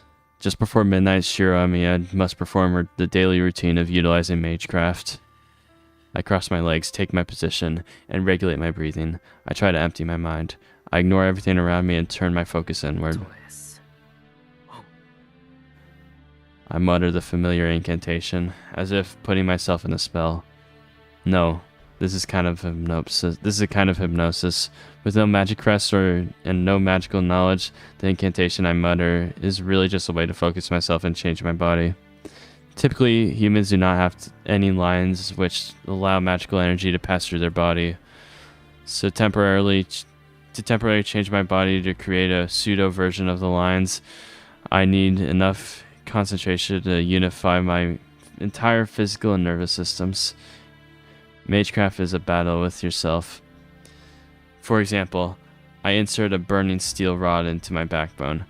The steel rod itself is the one and only magic circuit I can prepare for myself. By passing this deep within my body and connecting it to my other nerves, I can finally be a mage. That is not a metaphor. If you look closely, a series of metal rods which cannot normally be seen or touched pierce my backbone. Shiro Amiya was a mage. He was a true mage who disciplined himself in a wide variety of mystics, plumbed the deeper secrets of the world and its workings, and even performed miracles. And as a young child, I admired Kiritsugu and begged him to teach me magecraft. But you can't just become a mage. You have to be born with the talent and inherit a tremendous amount of knowledge. That is very different than what Rin said, but okay. I obviously never had that inborn talent, and Kiritsugu never imparted any knowledge about magecraft to me. I was told it wasn't necessary for me, something like that. I still don't understand what he meant by that, but it didn't matter to me as a child. I always thought learning magecraft would bring me that much closer to being like Kiritsugu. I was blessed neither with talent, that is, an abundance of magic circuits within me, nor was generations of magecraft knowledge handed down to me. The magecraft Kiritsugu possessed, the magic crest passed down from the Emiya family, can only be passed on to a blood relative. A magic crest, which is proof that one is a mage, rejects any not blood related. As an adopted son, I could not receive the Emiya's family crest. Then again, since I honestly don't have any idea what the hell a magic crest even is, it doesn't matter much whether I have it or not. It's just a matter of gaining the ability. If I want to be a mage, I just have to learn magecraft that suits the traits that I do have. Magecraft is taken to the extreme. A skill supposedly meant to release magical energy. You could say that magical energy is a life source. Magical energy is separated into two sources: mana, which comes from the world's atmosphere, and odd, which is created within living creatures. Obviously, mana, which comes from the world itself, is superior to odd. The sheer power of the world's mana is simply not even comparable to odd one human can create. No human can perform it. No matter the form it takes, magecraft utilizing mana will always surpass anything created from an individual's odd. So a powerful mage is one who excels at drawing magical energy from the world. It's not like a filtration system. It's a lot like a filtration system. A mage will use their own body circuits to draw the mana from outside and convert it to something usable. Mages call the circuits they use to accomplish this magic circuits. This is the inborn talent part. The number of magic circuits one has is determined from the moment of birth. Typically, humans hardly have any magic circuits. They're normally quite rare. That's why mages will spend generations trying to ensure their descendants have a body more suitable for magic. Some families even go as far as to selective breeding in order to increase the number of magic circuits in their children. And since I was raised in a normal family, I never had the chance of having much in the way of magic circuits. That left me only one option. According to Kuretsugu, everyone is well suited to one specific form of magecraft. He also said something about drawing out magical energy based on this person's origin, but I never quite understood that part. What I do understand is that someone like me can use at least one form of magecraft. If I could do that, then maybe I could be like Kuretsugu. And that's why I've only learned this one magecraft. That was 8 years ago. After a lot of thought, Kuretsugu took me on as his disciple, though he never seemed happy about it. いいかいしろ。魔術を習うということは常識からかけ離れるということだ。死ぬときは死に、殺すときは殺す。僕たちの本質は生ではなく死だからね。魔術とは自らを滅ぼす道に他ならない。I guess I knew no fear as a child. Kuretsugu smiled bitterly, placing the hand at the top of my head as I nodded enthusiastically. 君に教えるのはそういった争いを呼ぶ類のものだ。だから人前で使ってはいけないし、難しいものだから鍛錬を怠ってもいけない。でもまあ、それは破ったって構わない。一番大事なことはね、魔術は自分のためじゃなくて他人のためだけに使うということだよ。そうすればシローは魔術使いではあるけど魔術師ではなくなるから。 Sorry for skipping that. I guess Kuretsugu didn't want me to be a mage, but I didn't care about that. I admired Kuretsugu, not mages. As long as I could be the sort of person who lives to help others like Kuretsugu on the day of the fire and nightmare. I got distracted. I feel the uncomfortable sensation of the iron rod in my backbone moving where it shouldn't.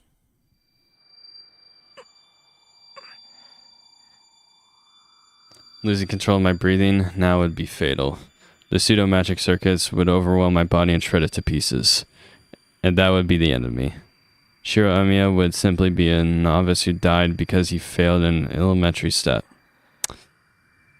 I grit my teeth and try to recover my connection. After the pain, like walking through a storm of needles, the iron rod finally sinks deep within the body and fuses with me. I've been working on this for a little over an hour. And after all that time, I'm finally able to create one pseudo circuit, a circuit capable of creating magical energy using my own self.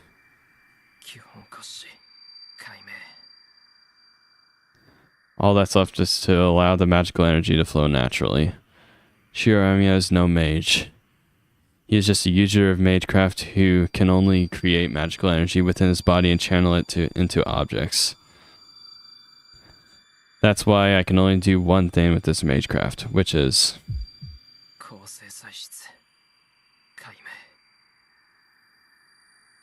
enhancing objects. It's just strengthening magecraft, where I apprehend an object structure and channel magical energy to temporarily reinforce its abilities.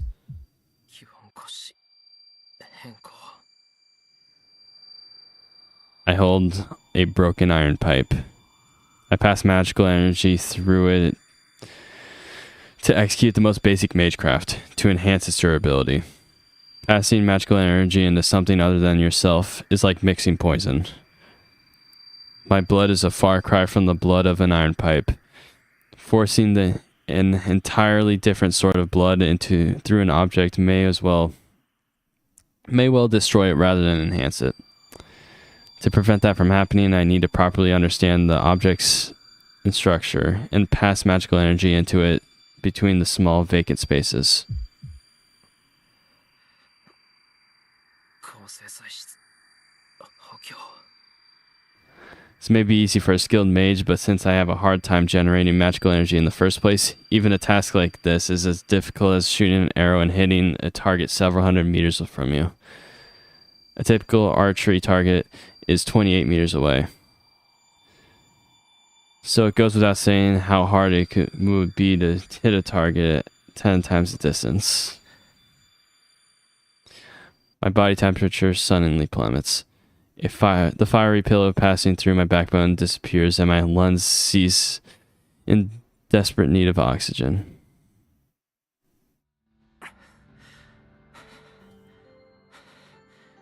My back aches in front of me. My back arcs. Fuck. Arches? Is it arcs or arches? Arches. In an effort to keep me from passing out. Fucking hell. また失敗か The iron pipe is unchanged.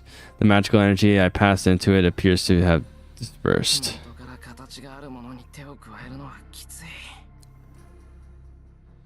What I am attempting to do is like adding an extra house brushwork to a completed work of art. Adding something extra to a completed object raises the risk of compromising the object's integrity. The paintbrush, hoping to improve, may actually devalue the work instead. Which is why, despite its simplicity, strengthening magecraft is so difficult, and not many mages willingly use it. And it's not that I chose this, but it's really all I can do. It would be much easier if I could make something from shapeless clay, but a substitute that just recreates its form is all show and no substance. Which explains all the junk around. Whenever I fail at strengthening magecraft, I try to make substitute objects to practice and calm down on, but they all end up empty. I can visualize the structure of an object easily. I can recreate something very similar, but it's hollow, and obviously doesn't function at all. I wipe the sweat off my brow. I realize I'm absolutely dripping with sweat. If this is as bad as it got, I should consider myself lucky. But what happened earlier was really bad. Had I taken a second longer to recover, my internal organs would probably be a mush by now. 死にかけた分上達するならまだ見込みがあるんだけどな But nothing comes that easily. At the same time, fear of death will stand in the way of improving my magecraft. Learning magecraft means courting death at every turn. Even rudimentary, everyday magecraft can spin wildly out of control from a single mistake, ending the caster's life. 術師にとって一番初めの覚悟とは死を容認することだ Kiritsugo always looked sad whenever he brought that up. Maybe it was his way of saying he didn't want me to end getting into any of this. Like fucking hell, bro. 誰かを助けないということ正義の味方っていうのはとんでもないエゴイストなんだか Kiritsugo always said that whenever I mentioned wanting to be like him. I still don't know what he meant by that. Saving one person means not saving someone else. Being a hero of justice means you need to be an extremely egocentric person. All I'm certain of is I want to save people, to be a hero of justice, like Kiritsugu Emiya. その割にこんな処方がうまくいかないんだもんななんでいざって時に雑念が入るんだバカ It's not enough for me to just grasp at the object structural visually. A skilled mage would be able to focus on the crucial areas and efficiently channel magical energy. My dream is to become a hero of justice. I remember what Fujine mentioned at the dinner. I never really thought of that goal as embarrassing or impossible. That Shiro Emiya will succeed. Kiritsugu Emiya has already been decided. That's why I've been doing everything I can, despite how sorely I lack in experience. I don't know exactly what it means to be a hero of justice, but because I don't know, I've trained myself to be the best of my abilities in hopes of that would be useful to somebody. I haven't taken my eye off that goal in the past 5 years, but whenever things go wrong like this, I start to have doubts. 点でわからないよ。 Ooh. 一体さ、何をすれば正義の味方 It's a very weird goal, but you know, as is our MC. I look up at that sky through the window. It's not just about being good for someone out of the blue. Saving someone and being a hero of justice are two different things. I know that. But what do I have to do to differentiate them? I've yet to understand that crucial concept for the past 5 years.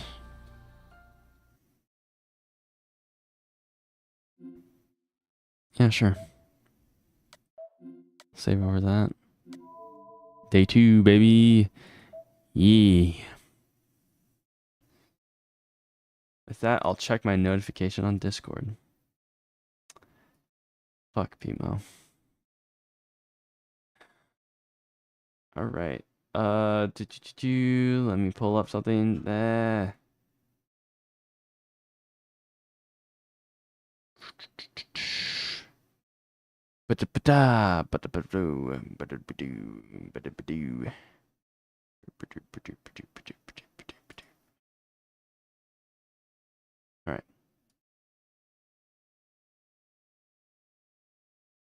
Need to bring everything back up. Okay.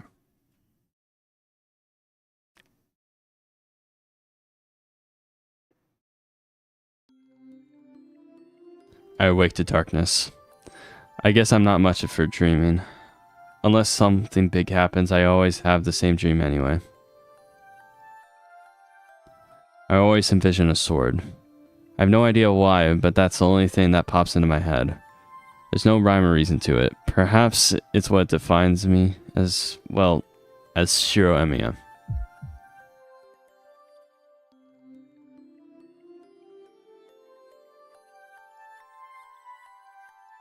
Pimo, stop. I don't have any dreams of my own. The only things on my mind while I sleep are what others taught me long ago. For example, how to be a mage. Even if I'm not a full-fledged mage, it's only natural for a mage to be aware of the world they're in. Put simply, a mage is an irregular, an outcast from society. But even outcasts need to band together to survive. My old man told me there's a society of mages called the Mages Association. He also told me I should never get involved with them. The Mages Association is said to conceal the existence of magecraft and manage mages. The Mages Association watches over mages and makes sure their magecraft doesn't affect society. But the strange thing is that they don't really prohibit mages from abusing magecraft either. According to Kurisugu, the Mages Association is only interested in concealing mystics. Even if, say, a mage carried out an experiment that sacrificed, let's say, a lot of citizens, the association wouldn't punish them. Their priorities are expressly in preventing the public from becoming aware of magecraft, which does not mean magecraft is completely banned. Honestly, anything goes as long as the truth doesn't come out. At least that's what seems to be how the insane bunch conducts themselves. Whatever it is, the Mage Association's surveillance is absolute. Typical magecraft research sacrifices the lives of ordinary humans, which in turn risk revealing the existence of magecraft to the world. As such, the Mage Association doesn't permit research that would harm society. Ultimately, mages conduct their research in their privacy of their homes, while the world is none the wiser. So mages sometimes go into hiding to escape the association's scrutiny and oversight. So there may be some mages living in this town, and I just don't know it. I hear Fuyuki is a spiritual hotspot of sorts. That probably means there's some prestigious mage with a storied history living here. There's someone called Second Owners. Elite mages the association entrusts to watch over territory. Other mages who live in the same area must visit these Second Owners first to get permission to build their workshops. My old man was an outlaw who cut ties with the association and moved here without the consent of Fuiki's second owner. So in a way, our family is a bunch of trespassers living in a house without permission from the landlord, which means the second owner doesn't know that Kiritsugu Emiya was a mage. I tend to feel like our family's status as mages is kind of unclear. By then, my old man, the bona fide mage, died. And even though I'm his disciple and son, I don't know a thing about the Mages Association and have no real knowledge about being a mage. I have a feeling the association would want to dispose of someone like me, but they haven't made any sort of move. Apparently the Mages Association doesn't have many eyes in Japan, so that's probably why I haven't been found yet. But that doesn't mean I can let my guard down. The eyes of the Mages Association are said to be everywhere. And if someone commits a crime using magecraft, the church's heretic hunters will make their move. Using magecraft, however half-assed you may be about it, makes you enemies. So with all that in mind, I honestly just want to study being a mage on my own. Interesting. I don't know much about the Mages Association from watching the anime, so it's interesting. I wake up as the sunlight starts to pour in through the window. Looks like the sun's coming up. It's still dark out.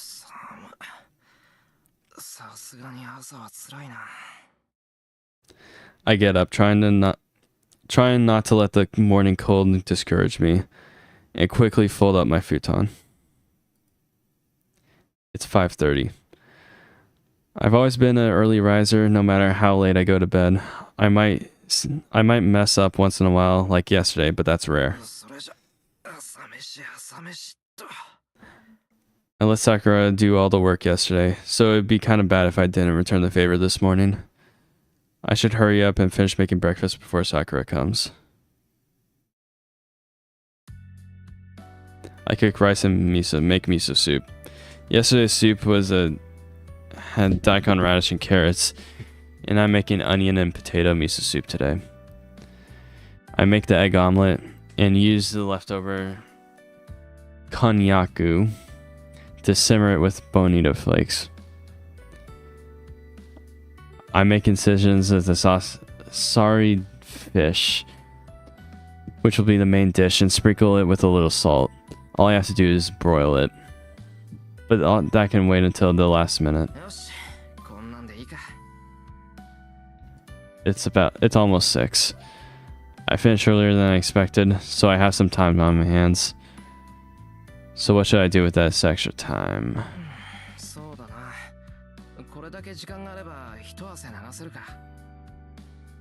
Morning exercise is my daily routine, so I might as well do some light workouts. It's 6 and Sakura isn't there. That's weird. There's a respectable dojo built in the Emiya house. It was added as sort of an afterthought when the house was being constructed, which is why this dojo wasn't built for a specific purpose.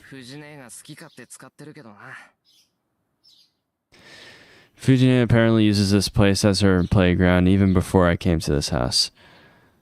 But then I became Kiritsugu's disciple and started using this place more often. Fujine hated me for that for a while. There's only one thing I do here. Training to be a mage means I can't neglect the training my body. One of the conditions of being a mage is maintaining yourself at your physical peak. When Kiritsugu was still alive, he and I sparred often.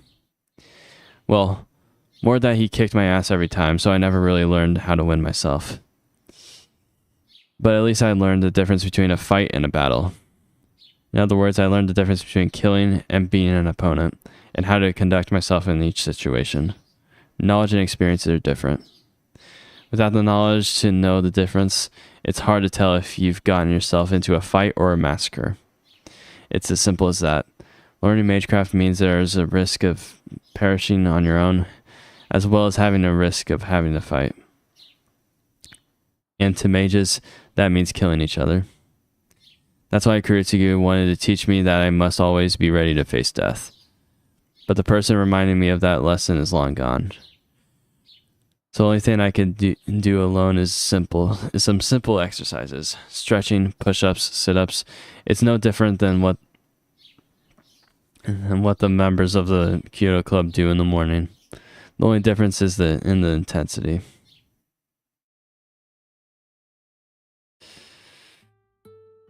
Oh, she's here! I thought she was gonna skip! And she's calling Shiro Senpai again. Damn it! It's so cringe. Stop spamming that word. Fuck. Ugh. Shit. Alright. それならお手伝いします。食器の支度は任せてください。 Sakura is clearly eager in her reply, and coming in behind the ever-dependable Sakura. この匂いはシローの卵焼きね。そっか、今朝はシローの朝ごはんなんだ。 Fujine casually heads to the table.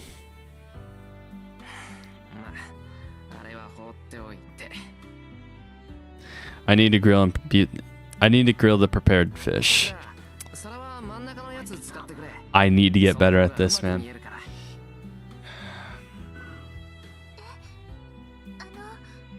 この表面がブツブツのですか？そうそれ。焼き物は皿にも気を配らないと手抜かりになるからな。で、大根はもう吸ってあるから。 Sakura reaches far to take out the plates. As she reaches out, I think I see a faint bruise on the back of her hand. ちょっと待った。はい。何ですか、先輩？その手首のあざ、なんだ？ She averts her eyes, looking uneasy. Her reaction makes how she got the bruise clear. またシンジか。あいつ、妹に手をあげるなんて何考えてやがる。 How are you friends with this guy, bro? I keep freaking forgetting shit that happens in the anime. Fucking hell. How are you still friends with this guy? 違います先輩。これは転んでぶつけちゃったんです。 Of course you did. Of course you did. だからよく転んで怪我ばっかりしてるんです。バカ。転んだぐらいでそんなあざがつくか。信じたやつ。どうやらまだ殴られ足りないみたいだな。ダメです先輩。これ本当に兄さんは関係ないんです。私が一人で怪我をしただけなんですから、先輩に怒ってもらう資格なんてありませ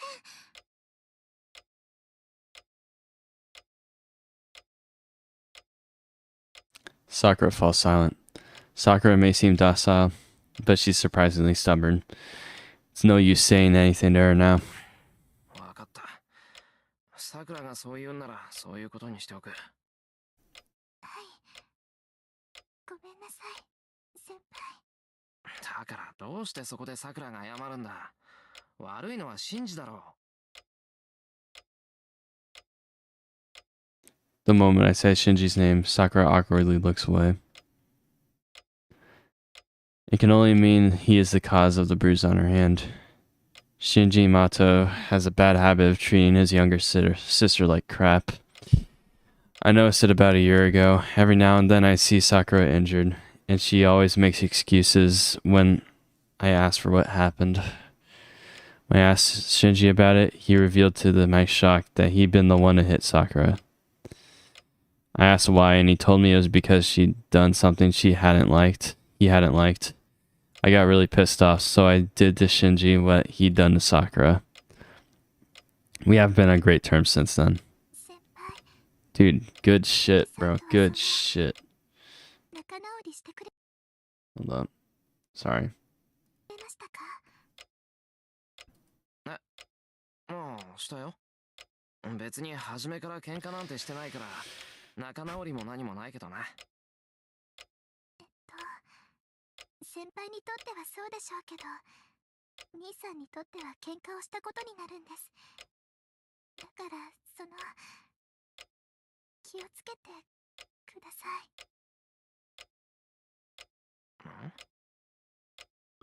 What Sakura says strikes me as odd. 気をつけろってシンジが？はい、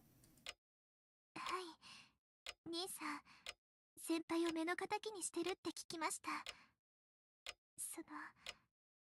先輩が退部するようになったのも兄さんのせいだって。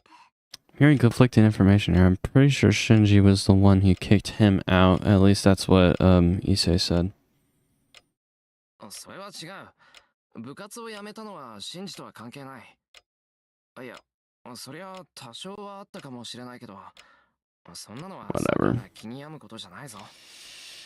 確かに、I believe. 通りちょっと見苦しいからな、これは。Oh man. I believe Emiya, bro. I believe him.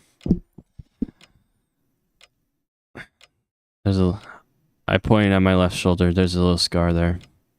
It happened about a year and a half ago. Something fell on me during one of my jobs, injuring my left shoulder. I ended up with just a broken bone, but I also came away with a burn to my to my shoulder. After the accident, I quit the Kyoto Club.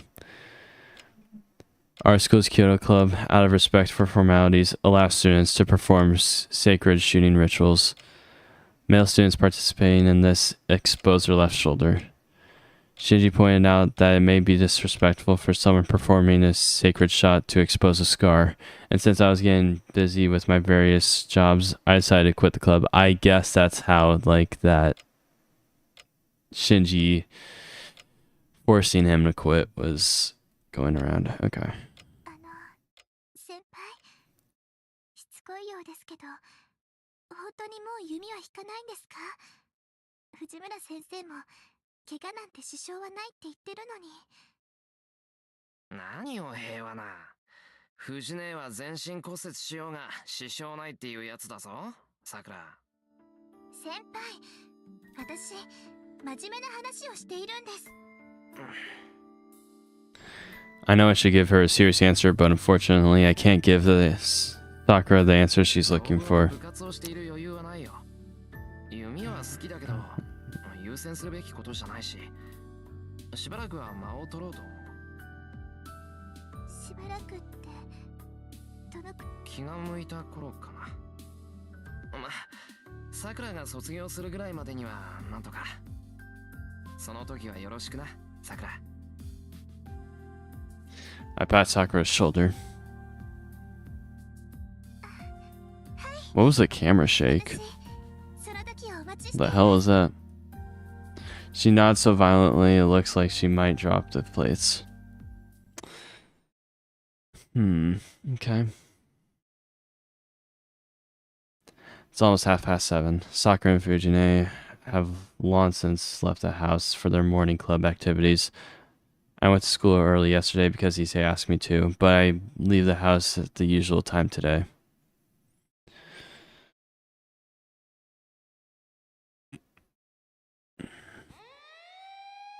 I noticed something strange when I walked down the hill towards the intersection. Several police cars are parked in front of the house. Something must have happened since a crowd gathered. There are easily 20 people watching. I'm curious, but the mass of people prevents me from finding out what was happening. I don't have much time, so I should hurry to school. That's weird.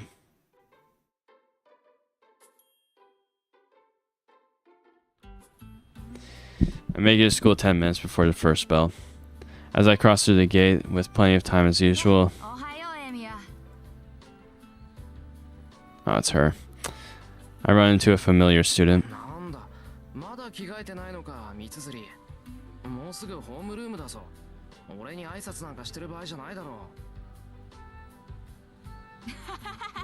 う。いや、ごもっとも。相変わらず釣れない野郎だね、エミヤは。I don't know what's so funny, but she laughs heartily, not caring about her surroundings. This is Ayako Mitsuzuri. She's been a classmate of mine ever since we were first years. and she's currently captain of the Kyoto Club. She's an unbelievably insightful person, and it was expected that she would be the team's next captain since her first year with them. Mrs. Suri is the precocious sort, and people have always had high hopes for her and even leaned on her ever since she was the first year. Then again, she gets mad whenever someone mentions that in front of her, claiming that she doesn't look as old as people think. Fucking hell, bro. 今あんたよからぬ感想を In 漏 water. らさなかったかもし。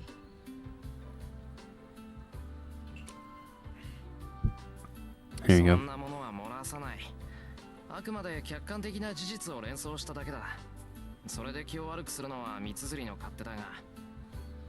お、言うじゃん。いいね。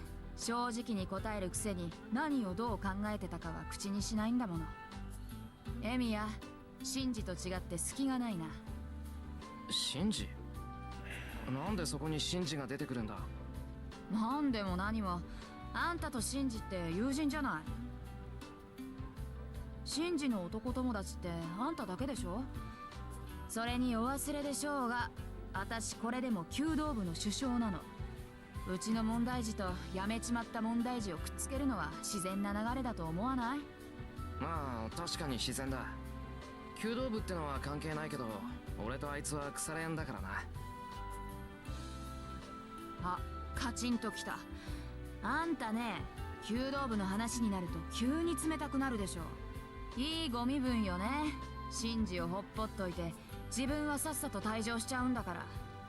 後に残された私とかさくらの気持ちとか少しは考えてくれてもいいんじゃない？シンジのやつまたなんかやったのか？あいつが何もやらない日なんてないけど、まあそれにしても昨日のはちょっとやりすぎ。 Oh 1 no. 年の男子が1人辞めたぐらいだから。 Oh no. It's Shinji, bro. Such a pain in the ass. He's such a pain in the ass. Mitsuzuri sighs gravely. Seeing her look so serious is rare to begin with, but the rest of her story is quite alarming. なんだよそれ。部員が辞めたってなんだよ。シンジのやつが八つ当たりしたのよ。わざわざ女子を集めてね、夢を持ったばかりの子にシャをさせて的中するまで笑い物にしたとか。はあ？お前そんな馬鹿げたことを見過ごしてたってのか？見過ごすか。けどさ、首相ってのはいろいろと忙しいんだ。いつも道場にいるわけじゃないってエミヤだって知ってるでしょ。それはそうだが、にしても何考えてんだシンジのやつ。必要以上に厳しく教えることはあっても素人を見。呆れた。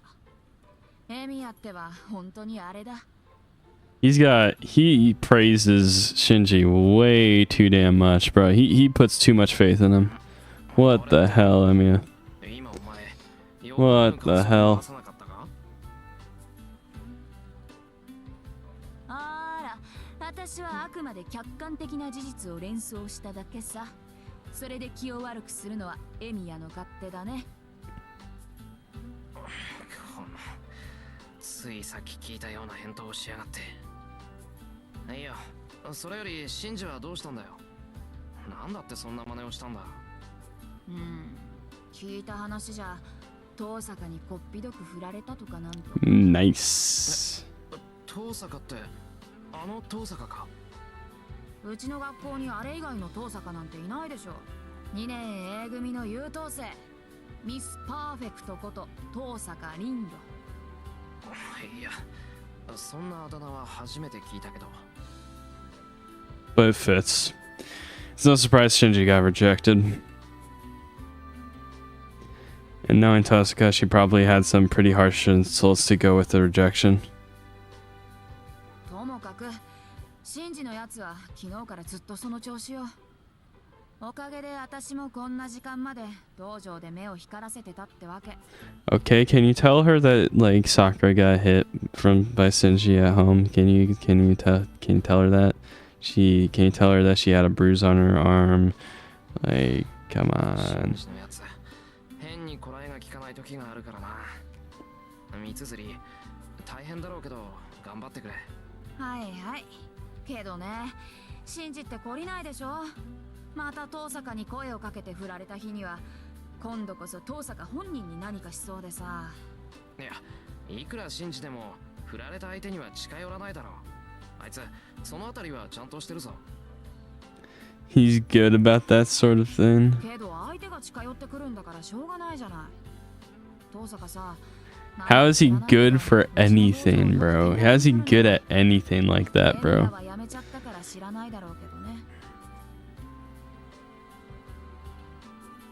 That's news to me. Ren Tosaka doesn't participate in any club activities because her family forbids it or something.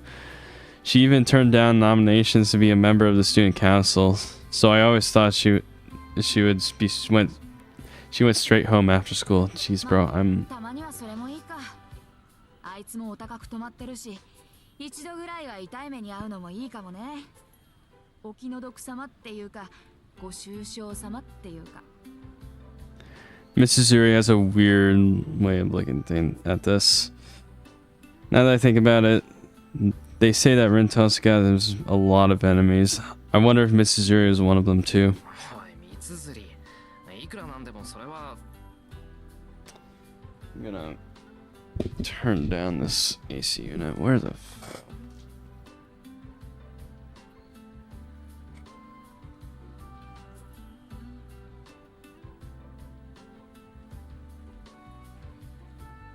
There we go.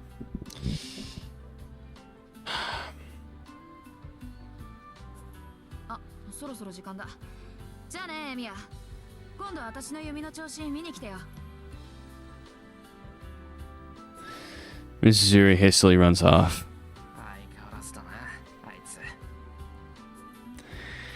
I never minded just how forthright she always is. I feel a bit more at ease and head towards the classroom. Okay. It's a lunchtime. Our school has quite the cafeteria, and most of the students eat lunch there. But there are some old-fashioned students who still bring their own lunches, including myself and the student council president sitting in front of me. エミヤ、その唐揚げを一つくれないか。俺の弁当には圧倒的に肉分が不足している。いいけど、なんだってお前の弁当ってそう質素なんだ、一世。いくら寺だからって酒も肉も取らないなんて教えがあるわけでもないだろう。何を時代錯誤なことを。これは単に親父殿の趣味だ。小坊主に食わす贅沢はない。悔しいのなら己で何とかせよなどという。いっそ今からでも天祖になるか。俺も考えどころだ。あのじいさんなら確かに。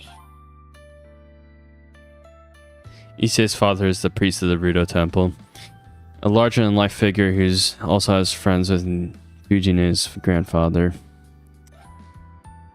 Anyone who gets along with the old man Fujimura can't possibly be normal. それはそれは。じゃあいつか恩返しを期待して一つ。Pass my bento box to him. Oh my gosh, no, he's gonna take her chicken. Damn it, no! Fuck! Issei bows deeply. I honestly question whether I should be reminded that he's the son of a priest at times like this. そういえばエミヤ、朝方2丁目の方で騒ぎがあったのを知っているか。ちょうどエミヤと別れるあたりの交差点だが。交差点？ Could it be the same intersection where I saw the police cars this morning? なんでもな、殺人があったそうだ。詳細は知らないが、一家4人中助かったのは子供だけらしい。両親と姉は刺殺されたというが、その凶器が包丁やナイフではなく、長物だというのが普通じゃない。Lancer! A long weapon, does that mean a sword or something? If it's a murder, then what weapon would... That weapon killed the parents and the older sister. You can't help but imagine it. Someone sneaks in the house late at night. Unreasonable violence. A horrible nightmare the victim neither imagined nor wished for, like a traffic accident. The parents are slaughtered. The older sister falls victim without knowing what's happening. A lone child, hidden in the shadows, is covered in their family's blood. いっせ、それ、犯人は捕まったのか？捕まってはいないようだな。信徒の方では欠陥工事による事故。こちらでは辻切りめいた殺人事件だ。学校の門限が早まるのも当然。どうしたエミヤ？別に。何もな。いや、エミヤが厳しい顔をしていたのでな。少し驚いた。すまん。食事時の話ではなかったな。Issei apologizes and tries to lighten the mood. I actually don't mind topics like this, and I didn't realize I was looking so sorry. And then there's a gentle knock on the student castle's room door. 失礼。竜道はいるか？ああ、はい。何ですか、先生。Mr. Kuzuki enters. Issei steps over to him to have a quiet conversation. It must be a casual student council matter, since Issei looks relaxed. It's something I don't see every day. Issei is surprisingly shy. He keeps his distance from classmates and even teachers, but for some reason he's warmed up to the student council advisor, Mr. Kuzuki. 真面目なとこで気が合うのかも。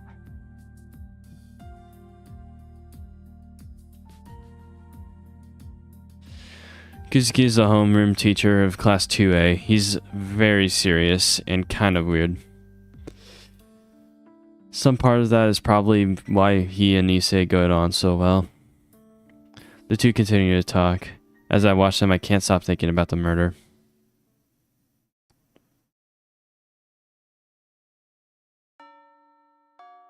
Class is ended and it's time to go home. I can't wander around because I have work today. I shouldn't do anything at school. I should head straight to the neighboring town, but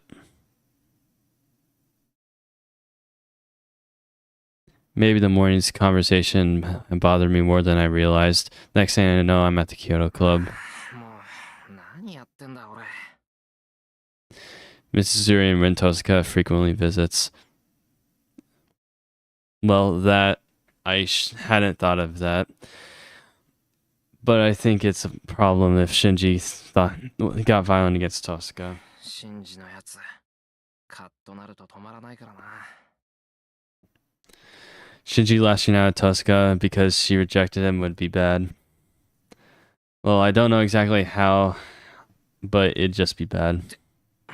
なんだ、遠坂いないじゃないか。Tosaka's nowhere to be found around the dojo. Mrs. Zuri worried me for nothing. 誰がいないって？だから誰がいないって？ Issei, who thought I parted ways with, is standing right next to me. お前か、一世。あんまり驚かすなよな。いや、エミヤが挙動不審げに道場を眺めていたからつい。で、誰がいないって？誰って遠坂だよ。なんでも昨日、シンジと一悶着あったらしいんだ。それで、一応様子を見に来ただけだ。ほうほう、挙動不審だな。聞かれてもいないのに理由まで話すなど。俺は誰がいないかと聞いただけなのだが。なんだよ、別にいいだろ。俺が何しよう。それはしかり。だが無駄だぞエミヤ。父さん、何Cut class, so she's absent? そうか、欠席か。Yeah, cause Archer, baby. なんで遠坂がずる休みなんだよ。あいつがそんなのするわけないだろ。するとも。あいつが風邪などひくものか。俺が見たところあいつは悪いやつだ。外見に騙されるとパクッと食われるぞエミヤ。Somehow what Issei's saying irritates me. I may not know Tosaka that well, but I don't think she's a bad 言 person. い過ぎだぞ、一世。遠坂はそんなやつじゃないだろう。ん？なんだエミヤも遠坂狙いなのか。ああ、それはすまない。今のは流してくれ。A secret crush like hell. 勝手に決めつけ Oh る my な gosh, bro. The drama. 揉め事を起こしたら The drama, the 信者が遠坂 spice. に殴りかかろうとしたら止めるためか。またそんな役回りをするな。別に俺は気にしないが、割と趣味が悪いのだな、エミヤは。してないから損じゃない。けど伊勢、お前今変なこと言わなかった？ん？遠坂狙いは趣味が悪いってことかい？そう、遠坂は人気あるじゃないか。俺もあいつの悪い噂は聞かないぞ。ああ、聞かないね。それがまた気に食わない。気に食わないってどの？だから全部だよ。あれはメギツネだ。女性だ。妖怪だ。とにかく A 正義に monster. 悪いことは言わないから。エミヤも気 I, に入らない I instinctually dislike her. Oh my gosh. 人の陰口は良くないってお前の口癖じゃなかったか？たわけ。これが陰口に入るか。俺は聞こえるように喋っている。 No wonder I sense people watching us. Oh, nope, I didn't mean to do that. Well, that's a relief. I'm really glad Tuska's absent today. 頼む伊勢。悪いが早速確認してきてくれ。 True. エミヤがそういうのなら了解した。が、とりわけ中傷していたわけではないぞ。単に竜道一世が遠坂凛を警戒していると言っただけだ。あくまで個人の趣味思考の範囲だろう。その割には妖怪だとかメギツネだとか言ってたけど。I'm pretty sure minx is definitely a derogatory term. 何？褒め言葉だ。メギツネにも妖怪にもいいものはいる。あくまで遠坂を表現する値として採用しただけである。 Sure, bro. かつ。 Issei laughs. それではな。俺は生徒会室に戻るが、エミヤはバイトだろう。こんなところで道草を食っている暇はなかろう。 Issei leaves calm and composed, perhaps because he felt satisfied having said everything he wanted to say. I've known him for 2 years now, but honestly, I still don't get that guy.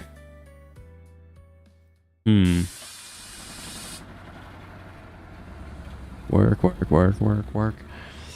I ride the bus from school for 20 minutes. I arrive at Shinto, the neighboring town across the bridge. なんだ、まだ5時前か。少し時間があるな。 There aren't many part-time jobs in the residential area of Mimama, but there are plenty in Shinto since it's a developing area. Our school allows students to hold part-time jobs, so I take on simple jobs. I prefer my jobs to be physical, and the tougher and shorter they are, the better. I get paid all while training my body, so it's like killing 2 birds with 1 stone. Today I'll work from 5 to 8 o'clock for a simple loading job. It may just be 3 hours of work, but it feels like 6 hours, since they make you work without a minute's rest. Which means I need to rest when I have the opportunity, even if it's just for 10 minutes. Walking around aimlessly would be a waste of energy, so I decided to rest at a park until it's time. Park? Oh, this park! Oh my gosh! Wasn't Rin just here in the same day? That's crazy. It's like a giant plaza full of trees and shrubbery. I want a shrubbery. A park should typically be filled with families and couples during weekends and holidays, but this one is deserted at this hour. In fairness, this place is always desolate, no matter the day or time. ガラスだな、ここは。I sigh in exasperation. The area is unkept, and it's really pretty ugly compared to the other places that are properly landscaped and maintained. As if the desolate location has set the mood, the wind itself blows cold and harsh. This place is a remnant of the great catastrophe that happened 10 years ago. It's the very place where I was saved from the brink of なん death. で芝生とか植えないんだろう。いつまでもこのまま And it's where the Holy Grail was destroyed. The area is quite large, so if they leveled it, there'd be plenty of space to work on the park. I sit down on a bench as I think. With nothing else to do, I stare out over the burned area to pass the time. I don't remember anything that happened here. The only thing I remember is that it was hot, and I couldn't breathe. And that some people died trying to save others. そうなのかな。 One adult here died because they were trying to save a child from a burning house. Another person was offered all the available water to extinguish their raw, parched throat, while others in the same situation died. Someone here tried to flee the fire as fast as they could, but the people left behind died. And someone died here because they gave whatever it was that kept them alive to someone they didn't even know. I don't like thinking about that. Just thinking about people trying to help and becoming victims. And becoming victims for their trouble makes me angry. Is it too much to ask for everyone to be saved and for them to get their happy ending afterward? All I want is to see people peacefully prevail. Why can't that happen? それは難しい。シロの言っていることは誰も彼も救うということだからね。 That's what Kurisugu's response to the question when a very young me asked it. As a child, I obviously refused to accept that idea. But you saved me, Kurisugu. I knew you were a magician, and you could do anything. I knew you were a champion of justice who wouldn't let anyone suffer, and you did it without asking for any reward. That's why I've always believed you managed to save everyone back then. In response to me shouting at him, Kurisugu looked more troubled than I'd ever seen him, and said something I remember to this day. 誰かを救うということは誰かを助けないということなんだ。いいかい？正義の味方に助けられるのはね、正義の味方が助けた者だけなんだよ。当たり前のことだけど、これが正義の味方の定義なんだ。 Yeah, I get that. And now that it's been pointed out, it seems so obvious. Imagine if there was a burglar and some hostages, and the burglar intends to kill the hostages. Under normal circumstances, the majority of the hostages would probably die. But if by some miracle all the hostages were saved, there's someone who didn't get saved. The burglar, of course, since saving the hostages was done at the cost of his life. The people the champion of justice saves are only those whom the champion of justice deems to save. That's why saving everyone is impossible. Even God can't do that. それが天才ならなおさらだ。誰であろうと全てを助けるなんてできなかった。 The fire 10 years ago was like that. As someone who was miraculously saved from the incident, it wasn't my place to say anything at this point. 嫌だ。 I don't want anything like that. I don't want like the idea that there's a limitation to who can be saved. No matter how impossible it may be, I need to reach out to help. I can't stand to see people around me die, like back then. If the person I am now had been there 10 years ago, I would have thrown myself into the fire. そのまま無駄死にしてたろうな。間違いなく。 That would have happened for sure. Geez, I can't even fantasize in my head. しまった。ぼんやりしてたら5時になっちまった。 A bell in the distance rings, chiming 5 o'clock. I get up from the bench and hurry to my part-time job. I think I'm getting a little better at this from last time. By the time I'm done working, the sun has long since set. It's a little before 8 o'clock. I finished about 10 minutes earlier because I kind of overworked myself. Maybe it's because I stopped at the park before work. That might have motivated me to push myself harder. At the train station, this night is just getting started. There are a bunch of people milling about, and an endless stream of cars in the road. 藤姉にお土産はいいか。 I walk along the path as I gaze up at a lighted building. It's the biggest building in Shinto, and I can't see all the way up to the top. As I gaze at the building, enjoying the nighttime scenery, I think I see something bizarre. なんだ今の。 I stop and try to look at the very top. I squint, trying to bring what I see into focus, but it's like staring at grains of rice.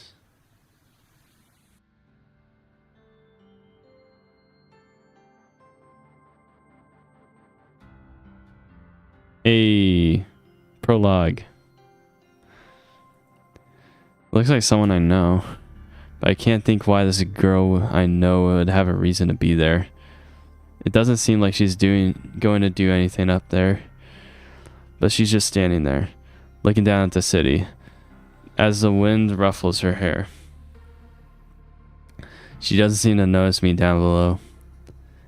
Actually, there's no way she could see me. Even in my near-perfect vision, enhanced with Magecraft, can barely distinguish what's up there. I'm able to tell she's up there because she's isolated, but there's no way she would be able to pick me out of a crowd on the ground. She's just looking down at the town. It seems like she's looking for something. I can almost feel her sharp gaze even at this distance.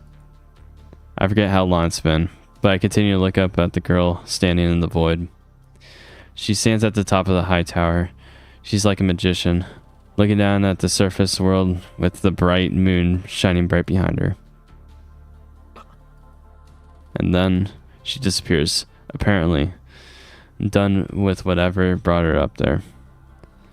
The rooftop stands empty, and the scenery returns back to nothing more than the beautiful night sky. 遠坂だったのかな。 Yep, it was her. I can't be sure, but I'm probably right about who it was at least.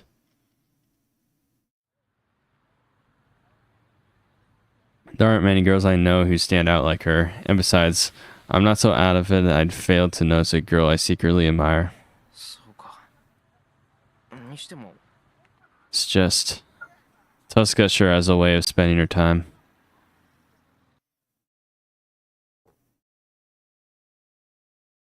Unlike Shinto, there is no sign of people anywhere in Miyama. There's nobody around at 8 after 8 at night, and the town is silent and still. The house I saw this morning stands across the intersection.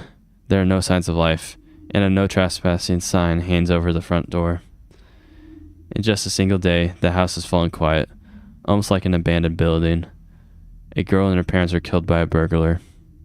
I wonder what life awaits now for the child who survived.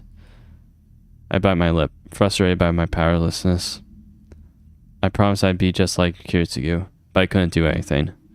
Even when something like this happened so close to home. I want to help people, but I don't even know what I can do.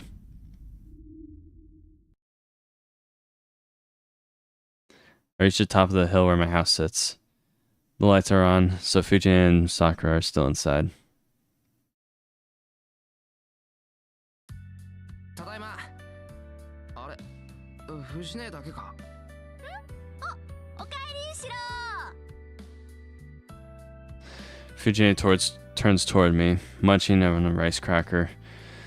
The TV is tuned to a lively variety show. もうまたこんな時間に帰ってきて。冬は日が暮れるのが早いんだから、もっと早くに帰ってきなさいって言ったでしょ。だから早く帰ってきてるだろ。8時までのバイトを選んでるんだから、これ以上無茶言わないでくれ。で、さくらはどうしたんだよ。なんか晩飯の支度だけはできてるみたいだけど。さくらちゃんなら早めに帰ったわよ。今日は用事があるからって晩ご飯だけ作ってくれたの。Fujin cheerfully replies, "As far as she's concerned, anyone who makes her food is a good person." そっか。確かにしばらくはその方がいいかもしれないな。最近は物騒だし、いっそ新学期まで晩飯は俺が作ろうか。反対。シロ帰ってくるの遅いじゃない。それからご飯作ってたら食べるの10時過ぎになっちゃうよ。あのね、そこに自分家で食べるという選択肢はないのか、あんたは。だからここが私の家だよ。Fujin tilts her head, puzzled. Honestly, I'm not sure if a response like that should make me happy or sad. Sad, it should make you sad. 藤姉に飯を作れなんて無理難題を言ってもしょうがねえ。それはいいけど、足元のそれなんだよ。また余計なものを持ってきたんじゃないだろうな。Fujin has a tendency to leave a bunch of junk here. She'll bring stuff like bowls from restaurants that are too big to be functional, and unnecessarily heavy earthen teapot, or a weird guitar that plays itself. She must think this place is convenient to storage or something. ゴミだったら捨てるから。うちで余ったポスターだけど。Fujin hands me the poster. It's probably a poster of some no-name singer. どれどれ I knew it. It's a poster of a young man wearing a military uniform, smiling with his thumbs up, all in front of a cheap-looking blue sky background. The caption of the poster in bloody font: "Loves the lonely ranger land. Come to the self-defense meetup." Hey, this is a recruitment poster for the youth group. それいらないからあげるね。俺だっていらねえよこんなの。 I quickly roll the poster back up and whack Fujine in the head with it. へへん、外れ。 However, Fujine counters mercilessly with another poster she's been holding. Conk. The poster sword bops me light. Stars. I see stars. シロの腕で私に当てようなんて甘いわよ。悔しかったらもうちょっと腕を磨きな The さいね。 fuck? It was a poster. そんな問題じゃないだろうよ。 Bro. なぜに紙のポスターがかような破壊音を。 What the fuck? Did she manage some sort of technique only a true poster master can execute? ごめんごめん。こっちのポスター初回特典版なんで豪華鉄板仕様だった。 Oh my gosh. シロ、頭大丈夫？藤ね、いつか絶対に人を殺すぞ。その性格。えへへ、その時はシロがお嫁にもらってくれるから安心かな。全速でお断りです。そんな天然殺人鬼を相方にもらう気はないやい。うん。私そんな物騒なのじゃないと思う。やっぱり得てしてそういう連中は自覚がないっていうのは本当だったのか。 Pray that I survive. I'll have to be very careful from now on if I'm going to have any hope of avoiding being murdered. ふんだ、言ってなさい。そんなことよりシロ、私お腹減った。今まで待ってたんだから早くご飯の用意しよう。 Fujine gets up. What's up with Fujine? She must be really hungry if she's offering to help, even if it's setting up the table. はいはい。じゃあ藤姉は皿と茶碗な。ご飯ぐらい告げるだろ。告げるよ。ねえシロ、私丼でいいか My な。 gosh. いいんじゃないか。今日はさくらもいないし、どうせ飯は余るし。よしよし。それじゃ、シロもお揃いね。 Fujine scoops amounts of rice into 2 large bowls. Whatever, I was going for a second helping anyway. If I meddle with what... And if I meddle in what Fujine does now, we may really not have any dinner. Besides, this is the kind of chaotic scene dinner at home I've seen for me. Oh my gosh. Oh, I'm so bad. This is the kind of chaotic scene dinner at my home has been for years. Jeez. Why did I struggle with that line? Another day ends. We finish our rowdy dinner, and after I see Fujine, I take a bath. After that, I head into the shed for my daily training. I complete it as usual, and then go to sleep. It's 1 o'clock in the morning. Today ends peacefully without incident.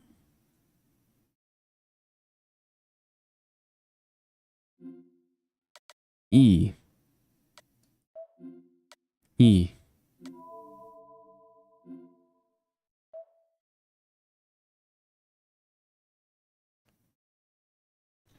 It is February 2nd, the day we left off with the prologue. Or, well, no, the final day of the prologue.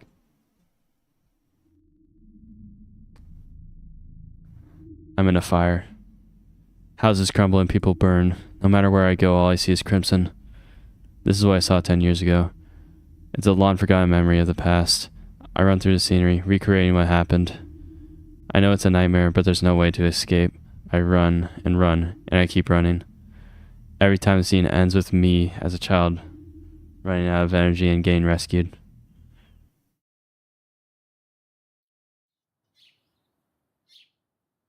I wake up feeling wrong.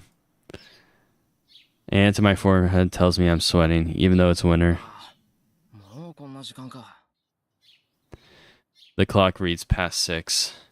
I hear the soft sound of chopping from the kitchen. さくら、今朝も早いな。 Not really the time to be impressed by what an early riser she is. I need to hurry up and get ready so I can help her with breakfast. シロ、今日どうするのよ。土曜日だから午後はアルバイト？いや、バイトは入ってないよ。一世のところで何かやってると思うけど、それがどうかしたか？別に。暇だったら道場の方に遊びに来てくんないかなーって。私、今月ピンチなのだ。ピンチって何がさ？お財布事情がピンチなの。誰かがお弁当作ってくれると嬉しいんだけどな。断る。自業自得だ。たまには一食ぐらい抜いた方がいい。で、シロには期待してないもん。私が頼りにしてるのはさくらちゃんだけなんだから。ね、さくらちゃん。はい、私と同じものでよろしければ用意しておきますね、先生。オッケーオッケー。じゃあ今日は一緒にお昼を食べましょう。 Breakfast goes smoothly. Today's menu includes the typical sides and a main dish with braised lotus root, konnyaku, and chicken. Sakura probably didn't need to make such an elaborate dish for breakfast, but I'm guessing she made extra to pack for lunch. Sakura's a member of the Kyoto Club, and Fujine is the club faculty advisor. Nobody would think it was weird for the two of them to have the same lunch. そういえばシロ、今朝は遅かったけど何かあった？ Fujine looks my way as she sips her miso soup. As much as she's kind of out there most of the time, she's pretty sharp about this kind of 私 thing. の夢を見た。寝覚めがすっげえ悪かっただけで、あとはなんともない。なんだ、いつものことか。なら安心かな。It's not an interesting topic for Fujine, so she shifts the conversation in another direction. That doesn't bother me one bit. 10 years ago, I used to have nightmares a lot, back when I couldn't shake the memory of that fire. But as time went on, the nightmares grew less and less frequent, and I've gotten to the point where the dreams don't bother me anymore. I've been told my nightmares were pretty bad back then, though. Fujine was already with us by then, and she's been pretty sensitive about changes in me since. シロ、食欲はある？今朝に限ってないとかない？ I smell something, hold up.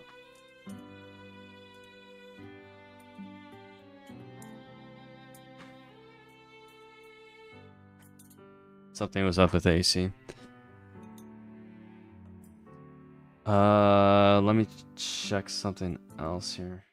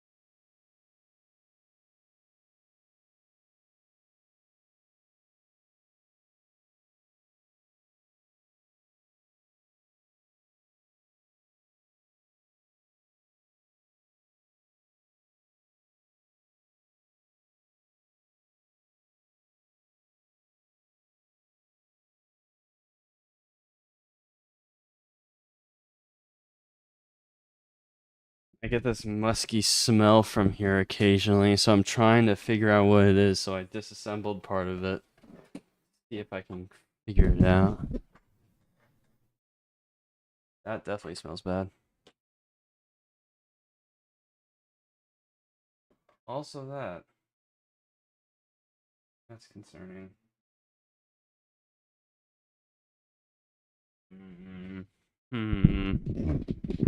Interesting. Okay.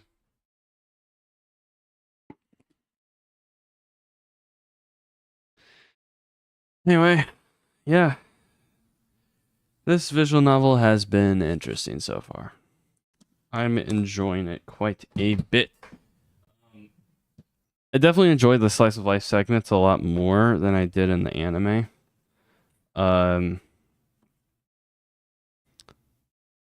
Jeez, this thing's dusty as all hell. I'm definitely enjoying the slice of life moments a lot more than the anime. It's a lot more enjoyable in that sense. I feel like the pacing's a bit better and you're able to understand like basically any lore they throw at you. With Fate Zero, that was a bit difficult, just being thrown right into it and being explained like what the Holy Grail War is and all that shit. But this is a lot more manageable. Yeah. And like when they talk about like the Mages Association and stuff, I barely know that much about Fate lore to be honest, so that was interesting to read about. And I feel like Emiya's like backstory is being pretty introduced pretty well here. Hold on, let me spell this.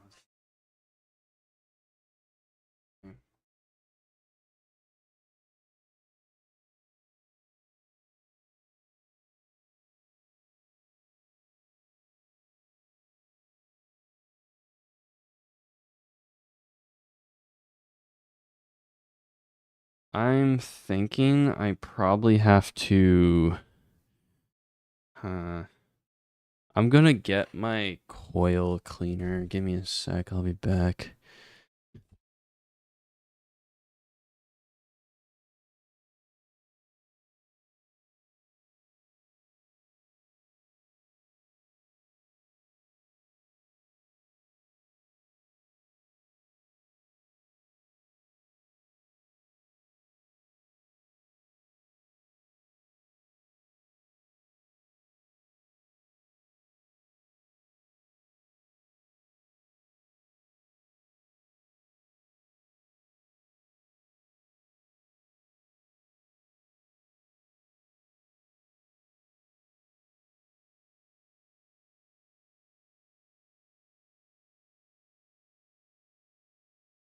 It's a bit concerning to have this issue with smell issue with the AC unit in the summertime. It's pretty bad.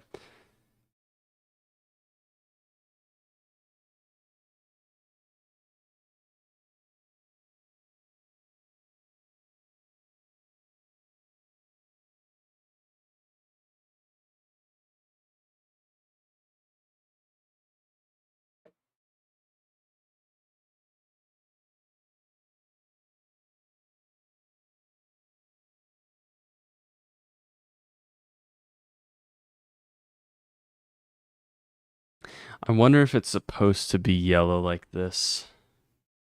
Like it's the coil is like a little bit yellowy. I'm not sure if it's supposed to be like that, but hey, it's like that. Can't really do much about it now. How it came. There's also that one down there.